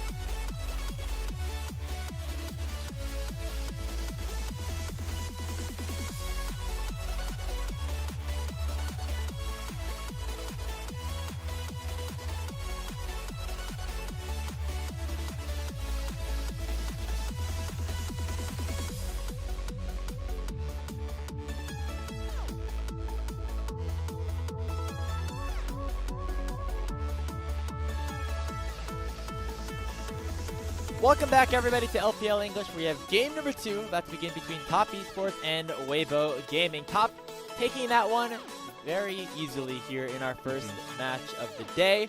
But before we see if Weibo can bounce back, we have a quick question to ask you. Have you ever heard of MOBA Trainer? It is a new app that teaches you League of Legends with a series of puzzles. Just boot up the program and work through the puzzles every day to improve your game knowledge. So you can select puzzles from a map, answer the questions, and unlock more features. And we're going to do one right now, Rude, as we wait for game number 2. So we have to go on this current training path right now. I think this is the last one before we get a chest, which is, you know, a very fun situation as we've been completing these kind of throughout the season here on our universal LPL English account. So let's take a look at this one. You want the cannon? Come and get it. Okay. Oh, it's Kale. Easy. Kill. I know the answer. Now, I do not know much about mid lane or Azir, so I'm not too sure. These are some interesting usernames, as our producer Kai is noticing here. Okay, we have 15 seconds. What do we do right now with this cannon wave coming in? Oh my god, there's so many options. Let's... Oh, surely ward bot bush. Seems like a good answer. Oh, we don't have a ward. Oh, we should have looked You don't have a ward? But otherwise you baited us. Okay, okay. I'm not having that. That's fine. It would be a good time. Yeah, it would be a good time to ward the bot bush. Don't give me that option. Yeah, don't give I'm playing Azir. I'm playing Azir. Should I Akali ulti or should I Azir ulti? Like, come on. No, I mean, Akali ulti would be great, but you know, it would be pretty good. Don't have it. Don't have it. We don't have it. That's not my choice. Pressure over the melee, back on. Okay, okay. I mean, I haven't got a ward down. I have to back off. I'm kidding, please. It's surely be pressure. Surely be pressure. Yeah, we're ranged in the melee here. Kale is so weak right now. Yeah. Okay choice. We can auto her once. Just make. Yeah, of course we're not gonna. Okay, we're not gonna. Take the cannon wasn't even an option. Yeah, obviously securing the cannon is the better. Okay. Let's see what this guy with the very unique username does end up doing. Looks like backing off and then lasting in the cannon. Okay. Yeah, I mean, we know. Now I'm just confused. I feel like I don't really know. Level 3 Kale is a really powerful champion, so we might have to play passive here. No. Well, let's use the cannon to pressure, I think, because they're gonna try and last hit it. Yeah. Yep. Okay. Winning. Let's throw out a soldier. Yes. Very nice. Oh. Or maybe even Q as soon as they walk up to throw their Q as well. And our bot lane is winning. So big. What should you do when your bot lane's winning? Last hit melee. Last hit melee. Come on now. Always focus last hits. What? See, this is where you're too greedy, Rude. We could get an extra auto attack on the Kale. It's very important. True. Yeah. No, that's true. But Kale, I'm going to miss a cannon for this. I'm going to miss... I missed one melee creep. Okay, well, I'm not being funny, but the Kale is... Do we have the cooldowns to finish this? I don't even know. We have flash. Do we have auto range? I don't think we have auto range. If we can flash soldier, we need to get in and out very quickly. If I can flash W auto, yeah, finish off. Why not? All right, let's finish it. Yeah. Okay, nice. Yeah. Watch the end. We got the right choice this time. Okay, you know, we had a good some time for a 1-for-1. Oh my god, we ended up in the right place.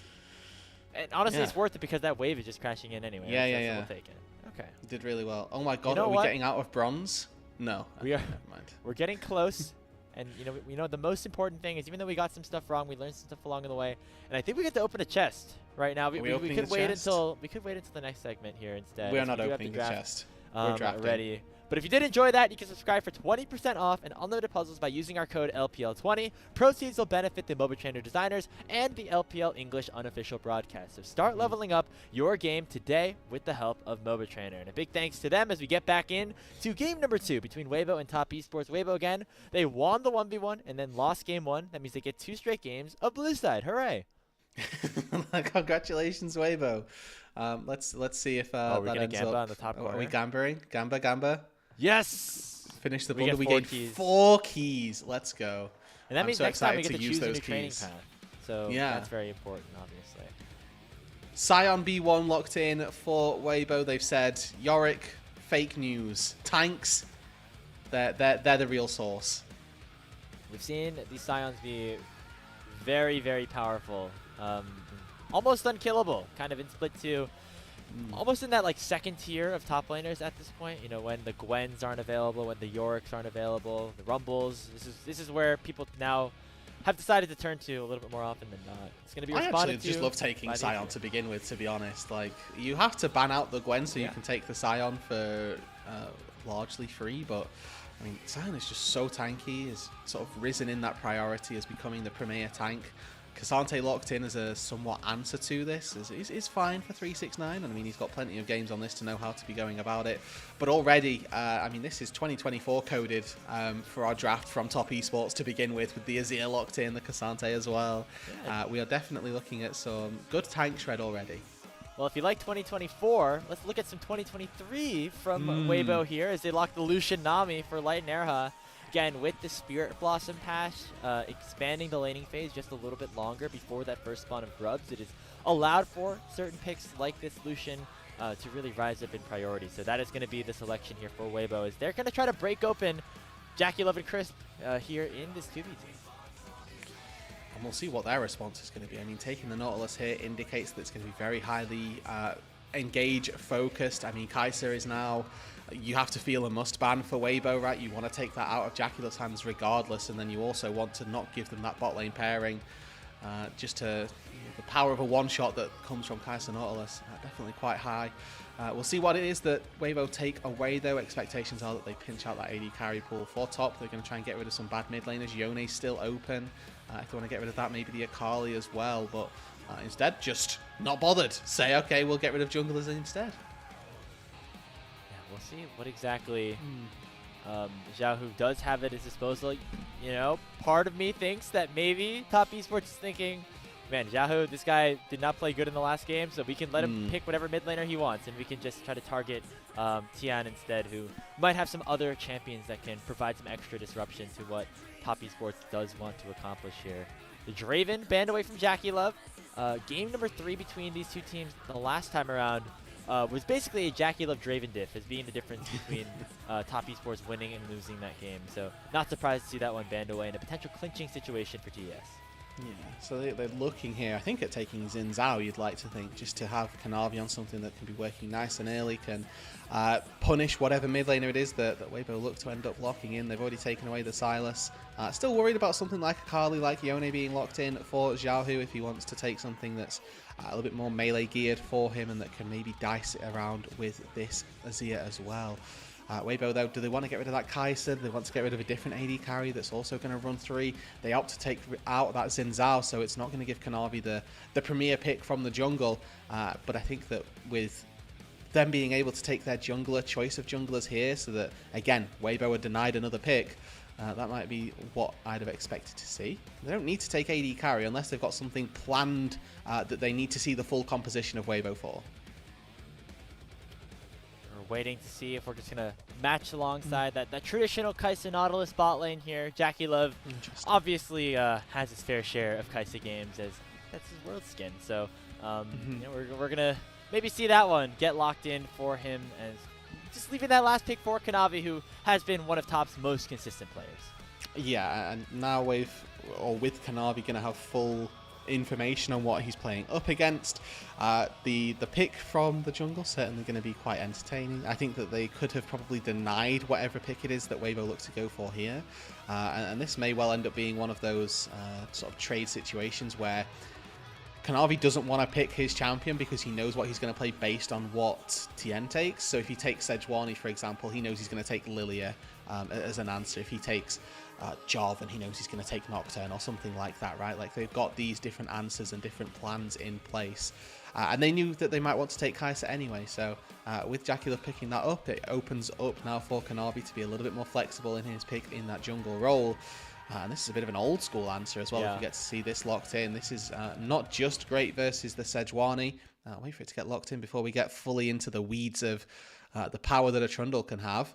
There we go. But yeah, I mean, this is not just good for Sejuani, right? You subjugate the Sejuani when she got her passive on, and then she goes into negative armor and MR once her passive wears off. But also throwing the pillar in front of a Scion can stop his unstoppable onslaught from hitting you, make him hit that wall instead of any of your carries. There are a lot of uses here that this Trundle is going to have. You can also reposition Yone ulti if you time it perfectly, so that there are lots of different things that this Trundle can do, and the power of this pillar this game can be quite high. Yeah, you know, we've seen this Trundle pop up as that counter matchup into certain junglers like the Xin Zhao or the Sejuani. Most notably, Monkey over on Team WE has played it. I think Kanavi's whipped it out a couple of times here in this season so far. But now we'll see if it does result in a win here for the side of Top Esports. A bit of a more unorthodox comp for them. Meanwhile, some very standard like pairings that Weibo do have at their disposal. They have the Lucian Nami, they have the Yone Sejuani. This is going to be like just a pure scrap composition here for Weibo. They want to make sure they're getting out on the map, getting as many kills as possible towards that mid game. Yeah, it is the first game of Trundle for Kanavi so far. They right. split at the very least, so not had the power of the Trundle in his hands so far, but I mean, I'm very much expecting that he's had it in the wheelhouse for a pretty long time. Trundle himself, not the most difficult champion to play, right? You walk up, you bonk people, and sometimes you chomp them instead. So expectations are that it's all about how that pillar is used if you're subjugating the Sejuani at the right time. And I will also say it's going to be very useful for them when trying to take down that Scion as well. If the Sedge ends up building into more of this supportive style, or not quite having as much agency as maybe they'd have anticipated, subjugating a Scion definitely going to give you some good resists as well, because you steal them, you become tanky as the Trundle. So if you steal half of Scion's resistances, hey, you know, you're again feeling very happy with that. 敌军还有30秒到达战场。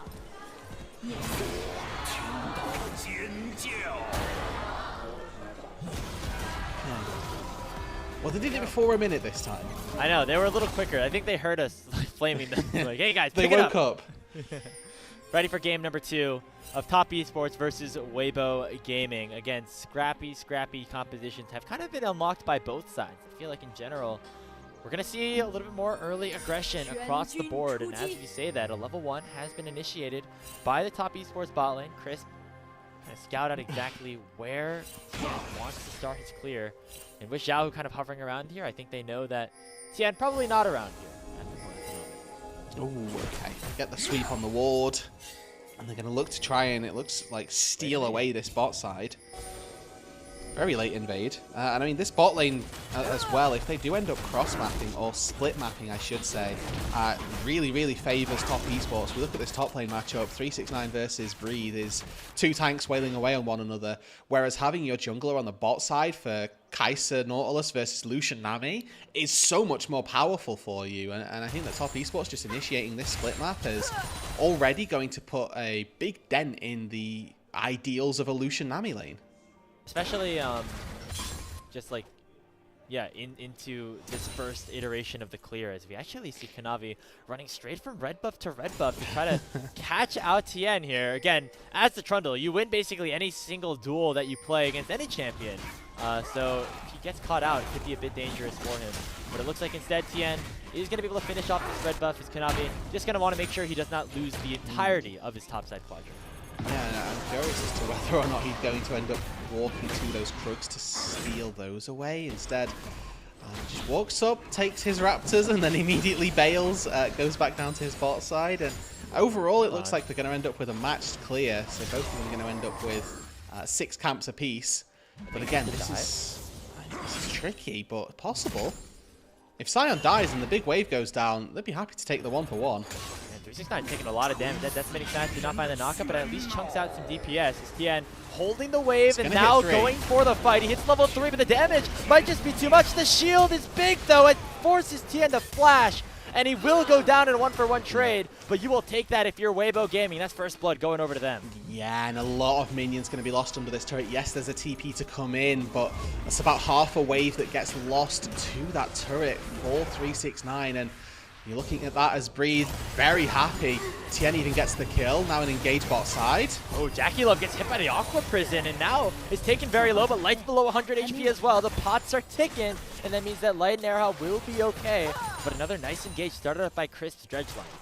Okay, so looking at that bot side once again, Tien bails straight down to that bot side. He's down a level on Kanavi. Now the junglers have found each other out. Kanavi with that slight level advantage, as you mentioned. All bot lane members still have their flashes available, so that is very important in terms of how these fights and how these skirmishes could potentially continue to play out. But let's take a look quickly at those junglers. Yes, Tien got that first kill, but he's so far behind in experience versus Kanavi, almost a full level down. And Kanavi here, he's got pushing top side, might be able to get in that mid lane as well. He's going to be able to move down there. And that hook through the minions here from Crisp. I mean, in their series versus JDG, it was a Nautilus Crisp performance that had JDG reeling really in that series. So Kanavi now, he moves up to this top side. He's got pushing mid lane, going to be able to establish pushing that top side as well. So he can just try and take some jungle camps away. And I think that Tien, whilst he will win out on the short order trades using the Aftershock and the Cross Tower passive, the second that those two wear off, that's when your Trundle starts to come alive. He's got to press the attack. He's going to be able to steal some of your attack damage as well. So he'll be able to come alive in these longer skirmishes if they can happen. Yeah, the counter jungling, it did not just end at that first engage or that first invade that Top Esports went for level 1. Kanavi's been able to yoink a camp here, steal another camp there. The Gromp takeaway there has expanded that lead a little bit for the Trundle, and that means that this champion is going to be very strong, not just in terms of the utility can provide, but actually as a very solid duelist, especially once it hits level 6. Yeah, I will say that dueling in particular, anybody other than the Sejuani and the Sion is going to be pretty tricky. Normally Trundle has really good value versus these immobile champions, right? Like any champion that creates terrain is really valuable versus immobile champions. But Lucian, Yone, they've both got dashes to get out of Trundle pillar that's well positioned. So might not be the most optimal Trundle game to try and get really good engages and really good duels down, but you can see the value that it's going to have versus the likes of a Sedge, the Sion, and maybe even the Nami as well. Natien looking for a play on a Jackie and Chris. See if he really can find anything. I mean, he knows that he just can't use the Arctic Assault because it means he can immediately get engaged on by that Nautilus, and Chris would be able to do enough damage to probably take him down. But the Dragon has been started up here by Kanavi. Weibo do know about it, but they're losing push in both mid and bot lane. Yeah, okay, engaged again. Trying to fight their way through. And they've already had the Ignite on top of Light. They peel away from the Dragon now, are top. Jackie and that means that Kanavi is here to try to join this fight in 3v3. Gonna chop up Tien, slow him down. Already the health bars are low on Weibo's side, but they're getting chunked really back down on the other side of things as well. As Jackie lives down at 300. Light actually has the XP advantage now in this situation. The Evan Flow comes through, but he gets eaten by a hook. He'll be able to take down Jackie Love, and the Aqua Prison will allow for Weibo to win the fight down bot. And the wave's going to be lost under that turret as well. A massive turn of events, and it's Light stepping up for Weibo once again. This early game going very favourably for them, and it's the bot lane of Top Esports just creeping in and having these shades of inconsistency, which we've seen from them a couple of times in this split. Yes, Jackie's moving into being one of our top LPL AD carries when we look at these team fights, but the laning consistently proves to be a factor. I'm not gonna lie there, Rude. I thought Top Esports had that one in the bag in terms of how they were able to, play that initial start to the to that fight. But then Light's aggression just coming in clutch, knowing just to get just enough damage to take down Jackie Love, and that results in them really coming out on top. Yeah, he's able to weave in a second spell after that piercing light. It's a really solid set of animations from the Lucian to give him that advantage. And now he comes back out of that bot lane into that bot lane with the components of the Essence Reaver, a lot of flat AD, so a quick poke of a piercing light through a minion is going to do some big damage as well as Cream forcing Xiaohu out of the lane there. If that damage should have stuck, might have possibly been able to flash forward, find a kill. But instead, just going to be that wave pushing in here now for Cream. And Xiaohu's actually going to kind of stay around here a little bit. Making a lot of DPS, but he knows that Cream does not have much mana left, so he's going to be a little bit greedy here. Maybe trying to bait out for Tien to get here. He had to hit level 6, and that Arctic Prison could come through. Fate Sealed is flashed away from, and now Cream will be A-okay, and the re-engage can't come through. Chris with the Dredge Line comes in. Kanavi going to force Tien to use the Arctic Assault away. And now looking at these current side lane assignments, this is much, much worse for Jackie Love and for 369 as well. Breathe even just sacrificing, he goes back into this mid lane, and he's going to be able to farm up versus Cream quite nicely. This is actually really smart from Weibo, just moving their Scion in to catch the wave that would have otherwise been lost. And by this time, you'd expect that Xiaohu can make it down to that bot side. JackieLove, quite weak, didn't actually know that he could walk up here because he didn't see the Scion for a little bit of time. And when that Scion shows mid lane, he knows he can start pushing that wave. But even still, currently Weibo, once again, off to a very good start. We need to see them continue with this, though. They've got a very powerful AD carry now in Light, but Kanavi fancies 2v2. On, though, by 369. All out comes through. Light's going to be in melee range of the Cassante, which is never a good sign. He dashes with the pillar, though, and allows for TN to come in and save the play. Going for another stun onto 369. He's going to have to dash away and will survive, but it's already a kill. Going towards Weibo on the top side, and they're looking for something down bottom, too, as JackieLove and Chris are unable to complete the dive onto Xiaohu. They slow play this, and now there's a massive Scion coming in to clean up Weibo. They're not stopping. A flash. Oh, the combo is just pure from Breathe. And JackieLove goes down for the second time. They're looking for the redive on a 369. Weibo Gaming are up 6-1. Tian is popping off in game number 2. He saw his performance from game 1 and said it was not good enough. Moving into this second matchup takes Sejuani, the facilitating role, and he is doing exactly that, playing around his Lucian Nami, giving them that advantage. And despite the fact that Kanavi, yes, was able to find a couple of camps taken away, he's absolutely putting him in the dirt. We said, Rue, that this is a composition here for Weibo that needs to scrap early. They need to find these advantages. I think a 3,000 goldie at the 10-minute mark is advantage enough for how they wanted this to go. Mission success. If you are TN, if you are Weibo Gaming, and they could be looking at forcing another Game 3 against Top Esports. Yeah, absolutely here. This has been again, very solid start for Weibo, but we have to remember that we've seen this before. Weibo, I think if they win inside 30-35 minutes, they'll be good, but if they can't close out this game, it becomes much more difficult for them. That's when their composition doesn't have the scaling. That's when Top Esports really will start to come alive. So as long as they can keep this momentum up, it's good. But they need to start taking these objectives. We've got Dragon spawning in 1 minute 50. I'd love to see them try to play and contest for that. Herald spawning in 4 minutes. They now need to put their foot down and say we're far enough ahead to take every fight that we want. I feel like they are at this point, especially if Light is there. 2-0-2, already has that Essence Reaver completed. Xiaohu going for a 1v1 into Cream. Still losing out on that one a little bit, but you're going to be okay, all things considered, if you are Weibo, knowing that you have that one discrepancy because of the fact that the rest of your team is so far ahead. Yeah, I mean, the Xiaohu setup game is, again, probably going to be him looking to find ultis, and I think that the good thing is that this time he'll have a bit of an opportunity to take kills as well, and he can sort of advocate for him getting farm as well. Yone versus Sejuani, I think I know who I'm looking for to find those bits of gold, but they're walking in and taking a lot of plates on this mid lane turret, and I think that for Top Esports, right, this goes both ways, that actually if Cream sort of moves in here and steps up in this game in particular, this could be one of those redeeming features of Top Esports, where the rest of the map actually hasn't done too well, but Cream needs to start stepping into this role as being on the best team in the LPL currently, that he as a mid laner can single-handedly carry games as well. And he has a champion to do it, right? Azir is such a game-warping champion in terms of what you're able to do in the 5v5 if you're able to execute successfully. And we've seen Cream have some pretty good games on this Azir in the past, so hopeful, if you are Top Esports, that you can play around your young, your newer mid laner in this situation. It's already starting off pretty well. There's the Emperor's Divide, and as we say it, Cream picks up a big shutdown over TN. Crisp is playing that fight beautifully, by the way. Finds the hook and immediately walks to block the Arctic Assault over the wall. Cream as well, using the shuffle to keep the Sejuani on side so they know that they can claim that shutdown.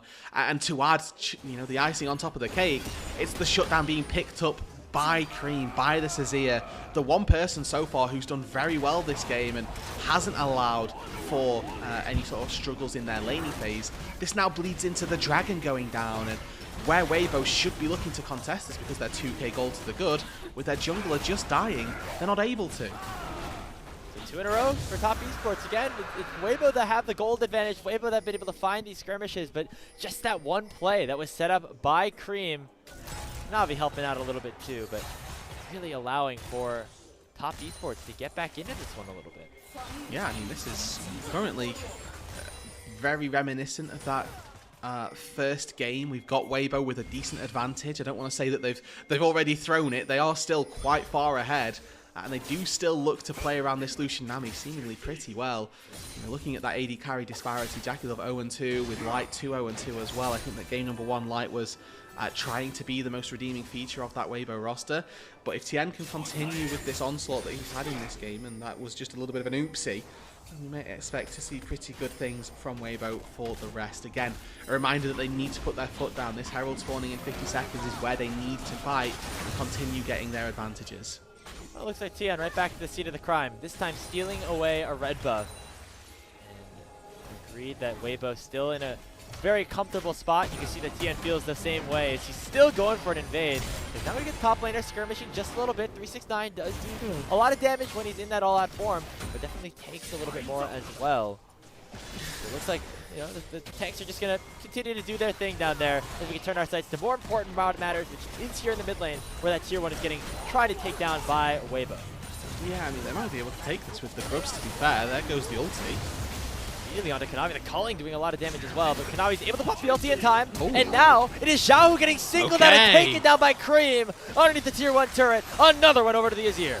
So the question is now, can Weibo take this tier 1 in the mid lane? Because Weibo committed a lot of resources into this mid lane, didn't find anything for it. They need to get some sort of payoff because they lost their top side. They lost out on Xiaohu here, and that has just been interrupted. Cream.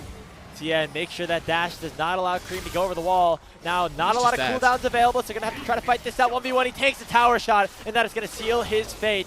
Tien getting his revenge on the last time around, as now on the bot side, it will be Breathe falling as Kanavi and 369 will escape by the slimmest of margins. Quite clean on the side lanes here from Top Esports. A really good response from Tien, though, as he does take down the Azir, stops Cream from snowballing even further. But 369, I was questioning him earlier. Why has he just gone for a random ulti there?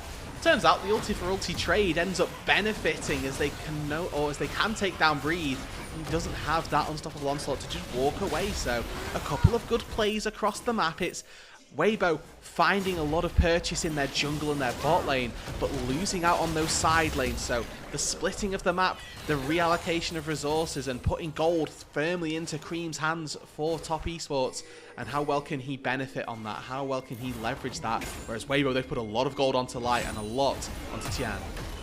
Here's that play onto Breathe, already forcing the flash. This is after they traded their ultis, and once that pillar comes down, very difficult for the Sign to get out of things. And now we get to see, obviously, that this is going to be a pretty tricky spot for Top, I would say, for the rest of this.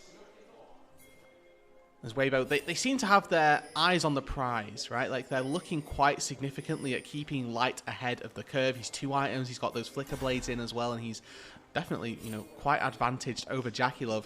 It's about using Light to push ahead and to steamroll this game. And this is where the power of that Lucian Nami really comes through too. You know, not only are you ahead with those 2 items, but this is probably the strongest that Lucian and Nami are in this game, where you can control the mid waves, continuously push up, and just ult 100-0 anybody that tries to step in your way. But in the side lanes, it looks like things are also kind of opening up for Weibo. Ulti comes through from Xiao, who does not find a target. That means that it will be just that cooldown utilized with about a minute until that next dragon spawns. Blast cone suspension here as VHC aggresses or goes over that wall. So, okay, they're quite happy to just sit back and relax. It is that 40-second time on the Drake that you've highlighted that was supposed to be the start of the fight, but the end just goes in anyway. Well, that's a very aggressive tidal wave. I don't know if that's necessarily or necessary, I should say, as Rift Herald has been spawned on the bottom side. Breeze doing his best weak side duties up on the top lane, as he knows the rest of his team's able to get a lot of value here. The Glacial Prison just locking down Christmas. Now Light is looking for the kill onto Kanavi. The culling comes out. He's taking all the bullets into the back of the troll, but he's not able to take him down all the way to full. Instead, their target turns towards the tier 1. A nice Azir ulti from Cream, but he is going to get shut down as Tien picked up his 5th kill of the game, and Christmas the next target. A big win for Weibo Gaming on the bot side. 2-0 down bot lane, and it's more gold into Light, it's more gold into Tien. This 2-man band of Weibo that have moved through game number 2 with ease, really, taking that tier 1 turret down. They do lose out on a turret in that mid lane, but they're going to benefit a dragon as well, halfway through that tier 2 turret also. And they're taking down Cream, that one person on Top Esports who we'd highlighted might be able to come alive in this fight. And in this game, they're constantly putting him down. He was 2-0, now 2-2, and he's struggling his way through. And now Weibo is able to pick up the dragon, deny that soul scaling, or that soul win condition for Top Esports. We get another look at this one. Nice prioritization for Weibo. They know if they just take down the tower, it becomes much easier to win this fight out. Yeah, and Cream just has no way out of this, right? Like, he uses a shuffle, and I guess the theory is that he can start trying to glide his way out on the top side of that fight, but Light's right there, Air's right there to just sort of keep him in check, so there's not much point trying to escape, put as much damage down as you can, and maybe you can get away with it. However, unfortunately not the case. A little bit of shadowing now from Crisp, from Kanavi, as they do try to get a little bit of gold back onto that Azir, and tier 1 turret will be claimed. So Top Esports continually understanding the win condition, understanding the assignment. They know that Cream is the furthest, the strongest champion that they have at their disposal. So putting a lot of resources into him, making sure he gets to that 2-item mark as fast as possible. You know, the rest of the team becomes second priority at this point. This is the Cream show if Top Esports want to come away with a sweep. On the other side for Weibo, TN well in this Sejuani. Remember, this is his former team. He spent 3 years on Top Esports until they replaced him for Kanavi, who was also a staple of a different organization before coming in, as both sides thought they needed a bit of a change in scenery in order to make their team better. TN wanting to prove him wrong here as they start off this Otacon. They have the lead, right? We talked about them should be taking all of the neutral objectives that they want, so this is the time to do it. Crisp leading the charge. There's a TP from behind.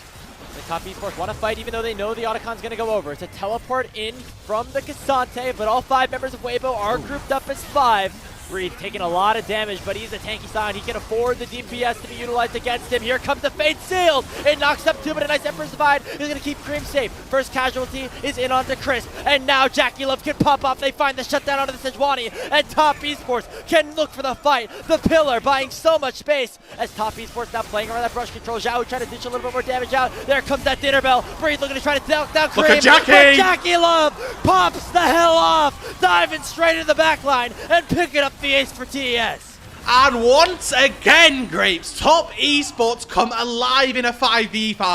Weibo, they came in with every single advantage. They even took the Atacon before this. But Top Esports do not lose team fights when they're synced up. Their composition was built to 5 versus 5. Weibo were built to snowball and they'd not done enough. Jackie and Cream play this fight gorgeously. Kanavi and 369, they're playing it exceptionally as well. And all 4 members that stayed up were able to take down not just Weibo, but some turrets after the fact as well. This TP in, I was thinking Weibo, they're in a much better position. And as soon as they saw where the Cassante was, I was expecting them to go forward, find this 5v4 on the front lines, but they're too hesitant. They don't go in when they do. They can make 369 walk around the houses to get a part of this fight. But Cream's buffer on the ulti puts Xiaohu out of this fight. Tien as well just takes a little too much damage, and Light's never able to get access to that backline. This Lucian, who you'd love to try and find it, discovers that actually his range is too small. Cream's poking him out. Jackie Love's able to dish out the damage, and it's Cream who's just wailing away in that brush. Jackie Love dives in to find the kills, and overall, it's again just Top Esports putting on a teamfight masterclass. And Weibo had the right idea. They knew that if they played around Vision, if they played in those bushes, nobody from Top Esports, even with their advanced range, could hit on them. But nicely done by Top. They put control wards in the bush. Jackie Love just decides, I'm going to flash into the bush anyway, just make sure I have that full vision. Immediately takes down Light, who dies for the first time this game. And now Jackie Love is actually ahead of the curve, compared to Light. Has picked up that 3rd item in the Nashor's Tooth, so has all 3 of those upgrades available on his spells. Things are looking very good now from Top Esports. Much better than they were just a couple of minutes ago. Behind. And they are feeling themselves right Cream, now. They're looking for yet another fight as the teleport comes in for Cream. Oh, he no. straight into the knockup though. Oh, and that no. could be disastrous as Light will take him down with a culling. Breathe, gonna be the one to finish off here in a trade as 369 is looking for the rest of Weibo's bot lane. It will be just that 1-for-1, but Cream drastically over-indexes himself. And I mean, okay, so they get 1-for-1. They lose, or they get double summoners as well on Erha, but they lose Cream. This was a pretty big blunder, and really honestly well played from Breathe, as he's able to find that initial channel on the Decimating Smash and pick up what is ultimately a really big shutdown for them. Looking now at this dragon who just spawned up. Weibo, they're going to be first to the play. Cream with no TP. The rest of Top Esports nowhere to be found. Quick little pick up for them. That's 2 Infernal Dragons now. So Weibo, they're not going to go quietly here, Rude. Even though they got aced around that Otacon, they still were able to pick up the buff themselves, and now are in a position where they can really start to snowball these dragons. They still have a 3-item Lucian. Taking a look at how this one did unfold. Nice catch here, as nobody saw Breed go into this bush, and so he had no idea. No, and yeah, he gets knocked up, gets bubbled, and lightweight snow time, immediate culling to the face. I like this from Breed though. He just walks up, accepts his own demise. There's a world where if he doesn't do that, Jackalove's dead! We're gonna have to go back and see how that just happened, because that is a big 2 kills set up here by Weibo Gaming. Light picking up a double kill. They could potentially look for more. 369 is now stunned up, but here comes Kanavi. Cream now on the retreat as well. The culling buying so much space. It forces 369 to half, and also has to utilize that flash. So Weibo, they get the bot lane here. And so let's take a look at how this opened up. I think it was just TN with a really nice Glacial Prison. And this, unfortunately, has become quintessential JackieLove in split number 2, where he's just caught on a mid-wave where he doesn't have the support that he needs to step up and farm like that, nor the vision. Now Weibo, they transition this not just into 2 kills, but an attempt at a Baron. It's gonna have to be Cream and Kanavi. Can Kanavi get into the pit? He's just the trundle. He does not have the flash. The Baron will belong to Weibo Gaming. And now they're fighting in a 5v3. Arctic Assault lands onto Cream. He is able to dash on out with the Shifting Sands, and he will not go down as Crisp and JackieLove have arrived, but Weibo got what they wanted. They got themselves the Baron, and now they are right back into control of this game too. Wow, and especially with Cream getting hit by a bubble there. I mean, Erha, a really solid performance on this Nami, being a little over-aggressive with some of the tidal waves, but landing a bubble there to stop any of the poke coming through. The fact that they didn't turn onto the Azir, I'm honestly more surprised by than anything else. Even still though, Weibo come away with that Baron, and all of a sudden, that metronome swings back in the favor of Weibo, as they can look to maybe use this gold to break open those tier 2s in the side lanes. You've got Xiaohu, 2 items on the Yone. We've got this Sion as well in that side lane. 2 items, quite hard to move with a Baron. And they should be looking to take down those structures, get more gold in their pocket. And Top Esports are looking for some sort of response, but look at TN once again coming up clutch, finding the ultimate onto Cream, forcing the Azir to flash away, but they're still underneath the tier 2 tower, and 369 has found a flank. They go all out, but another really nice bubble coming through Mera is going to slow down the assault, and there comes that choo-choo train. What's Breathe Cream doing? The tower is able to find a couple of kills. The tier 2 goes down, and now it's a 3v3 across the map. JackieLove still alive and at full HP, as Crisp is able to find himself a couple on the back end of things here. Light is still strong. They still have the Baron buff in their hands. They're trying to siege onto this tier 3, break open the base of Top Esports, and Weibo are going to be able to accomplish just that. Unfortunately, there's just more damage potential from Weibo at this stage. Kanavi can't get in without Subjugate. The hook from the Nautilus is a one-way trip if it's not onto the right target, and the inhibitor falls. I mean, I need to see a replay of this, because I'm pretty sure Cream tossed his life for the cause, and that is a massive blunder if that's the case. As Top Esports lose out on their inhibitor on the top side, Weibo continue to have a very solid game number 2 here. And this is honestly, right, Queen's being shadowed by his top laner. I can understand this being caught out, and that's fine. A great flash keeps him safe. And then the Abduct as well. Again, they're trying to play front to back. This is exactly what we're looking for. But then Cream here, he's just stepped into a Yone Q3 and then eased forward onto the Sand Soldiers. Why has he gone that far forward? It's a complete mystery, and cost him his life. I mean, that's the only explanation, right? Thinking that he had the ultimate to use, and just he just used it. Disastrous, honestly. Short-term memory. It's a rookie level blunder from that split 1 game. Like that was really not forgivable. And Cream had the keys to the kingdom in this game, right? He was the one who was ahead for Top Esports. Still is a little bit in terms of gold, but no longer in that indomitable position where he can really 1v9 a fight. As Weibo, their wallets are starting to pay dividends here with the taking of this tier 2 turret. in both mid and bot lane. It's going to expand that lead to about 4,000. And Cream is on the other side of the map looking for some sort of trade onto the enemy tier 3 turret in the top lane. Kanavi going to blast cone over, and it might be a bit of a base race here as Xiaohu is the only one here to defend and will not be able to win this one 1v2. The Baron buff no longer in the hands of Weibo, so they cannot use the accelerated resets, and it results in that tower going down.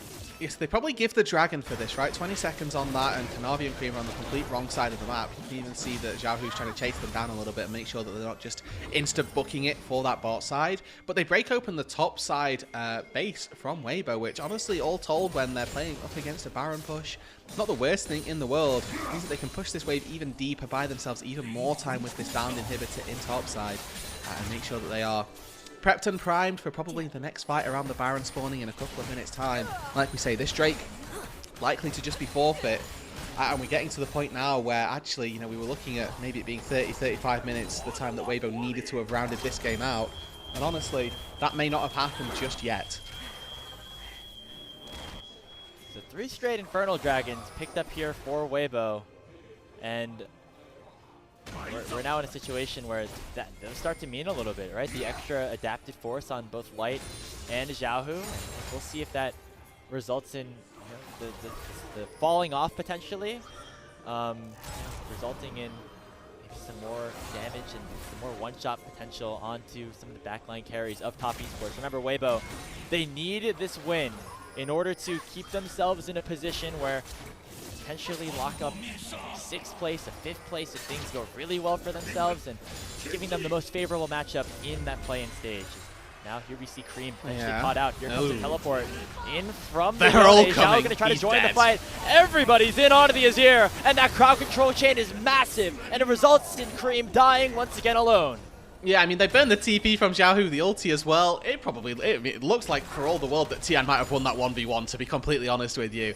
Even still, taking out the Azir at this crucial stage, right? 50 seconds before the Baron spawns and 40 seconds on Cream's death timer. That is a really big win for them. That now cedes pretty much all of topside control that Top Esports would have looked to get back in the hands of Weibo. They should now be able to move up to that top side, start taking home and start taking home some of that vision and clearing out whatever it was that top laid down. And that's another brutal mistake here for Cream. Again, a player that we've been really excited about, you know, joining a roster full of veterans like Jackie Love and 369 and, you know, Tian back in the day when he was on top last year, and being this new player that could potentially provide a big ceiling, you know, once he was on a top roster. And we've seen flashes from a player like this, right? Winning his first international title in Split 1. But it's little mistakes like this that continue to cause questions as to what top esports can look like at their peak form. As right now, Cream still in some trouble. He's going to have to redeem himself as the Baron's been started up by Weibo. Okay, TP comes in, 4 items on the Lucian. Infinity Edge picks up 100% crit chance for Light. Oh, it's Chris to start the engage. They go straight on to Breathe. He has to flash out at half HP. And now Weibo actually very quick to go on the retreat here. They do not want to get picked off. But that's Subjugate down from Kanavi. That's a big tool that expended for the Trundle to try and be tanky. And you know, taking down this Trundle now becomes a lot easier. And this Sejuani is very strong. Tien, unkillable almost, unfallible as Breathe comes back in with a teleport. But as you mentioned, Rude, Zhao's already out of the fight, so it's basically a 4v5 at this point. Jackie with a killer instinct forward, almost able to take down the Scion. And so Top Esports chunk out the HP bars. They do not get a single kill, but they do gain control around this river. Look at top lane though, that inhibitor is now respawned, but it's under threat. Top pushed that way so far that one super minion was able to stack up 2-3 waves of minions and potentially take down that inhibitor again. They have to give it up. Kanavi needs to run to this Baron. 369 needs to get here. It might just be gone. Kanavi's going to try to flash over the wall. He's going to use the blast cone. Who's going to get it? No way! Steal! Kanavi just yeets it away from Weibo Gaming, and now they can look for the fight. Tien's very low, but they already get the kill on a Crisp, and now Top Esports are on the run. Here comes the unstoppable onslaught. It's going to be blocked here by 369's Pathmaker, and they'll be able to get on out, but it's a 5v4 opened up for Weibo, despite the Baron being stolen by Kanavi. A worthy trade for Top Esports. They sacrificed their top laner, they sacrificed the flash of 369, excuse me, they sacrificed their support, and yes, they lose that top inhibitor. But importantly, they have that Baron now to control how they play the map. Kanavi with a clutch steal. Again, Top Esports come up clutch when it matters. And now they need to play through this top wave, deny the soul, and they need to make sure that Jackie doesn't get picked here. There's a death rush or a death area set up really nicely here by TN. He's going to go and only land that Glacial Prison onto Kanavi, but the Trundle is down. Decimate Smash lands onto 2. Waymo Gaming might have found the engagement they need as Cream was not there in time, but Jackie Love's still full HP. And there's the shuffle we were looking for from Cream. It takes down Era. Breathe dies as well, and Top Esports are going to win the fight with Baron in their hands. A 5v5 once again. Top Esports come up trumps. Weibo, they commit so hard for Kanavi. They don't find Jackie Love, who just flashes out to safety and then immediately turns and delivers. 35 minutes into this game, Baron at their backs and 30-second death timers. Top Esports might want the series here and now. It's going to be up to TN. He's the strongest member in the game here for Weibo, but will it be enough against his old team? His job is to clear the wave, but he will be unsuccessful in the mission. That's an ace picked up for Top Esports, and with their backs against the wall in Game 2, they somehow find a way to come back. It's off of Jackie Love. It's off of Cream, but it's most importantly off of Kanavi to steal that Baron, and it's going to be a 2-0 for Top Esports as they jump up to 14-2. And out of nowhere, 2 minutes ago, we would have said Weibo are very likely going to take this game. They've got control around the top side. They've picked off Cream twice in a row. But it's that man, King Kanavi, once again stepping up when it mattered the most. Walking up to that blast cone, smacking it, hitting the Baron, taking out that smite and winning the fight on it. And then a big team fight, don't get me wrong, a massive 5v5, but one that felt forced because that Baron had gone down.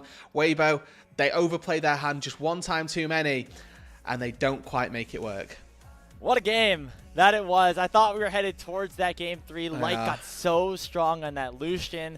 Tien seemingly unkillable on the Sejuanian. He was the lone survivor at the end of that last fight, but the rest of his team definitely was not as invulnerable as Top Esports. Just a tremendous sequence back to back to back. It started with, of course, that Baron being stolen away by Kanavi on the Trundle, who, remember, was in base as the Baron got started up. He was somehow able to run all the way into the pit, blast cone over, and at just the last second steal that one away. We haven't even gotten time to run a replay of that last fight because the chaos had just continued to unfurl from there. And then it was Weibo who found the initial play onto Kanavi. They took him down first, but then the carry showed up, and Cream, finally, after so many misplays, came in and saved the game for his team.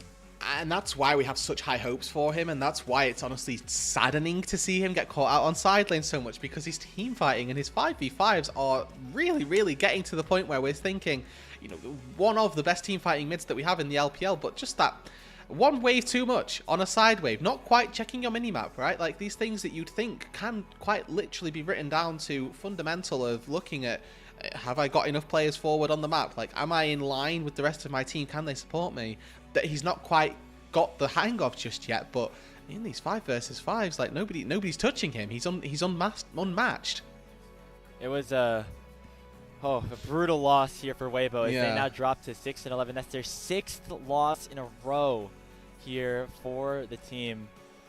Not where they want to be. And now it gets much more intense the rest of the way. I should say 6-10 for them in the standings. They have 2 series left, and it is against the 2 teams that they're basically tied with at this point in the position 6 through 8.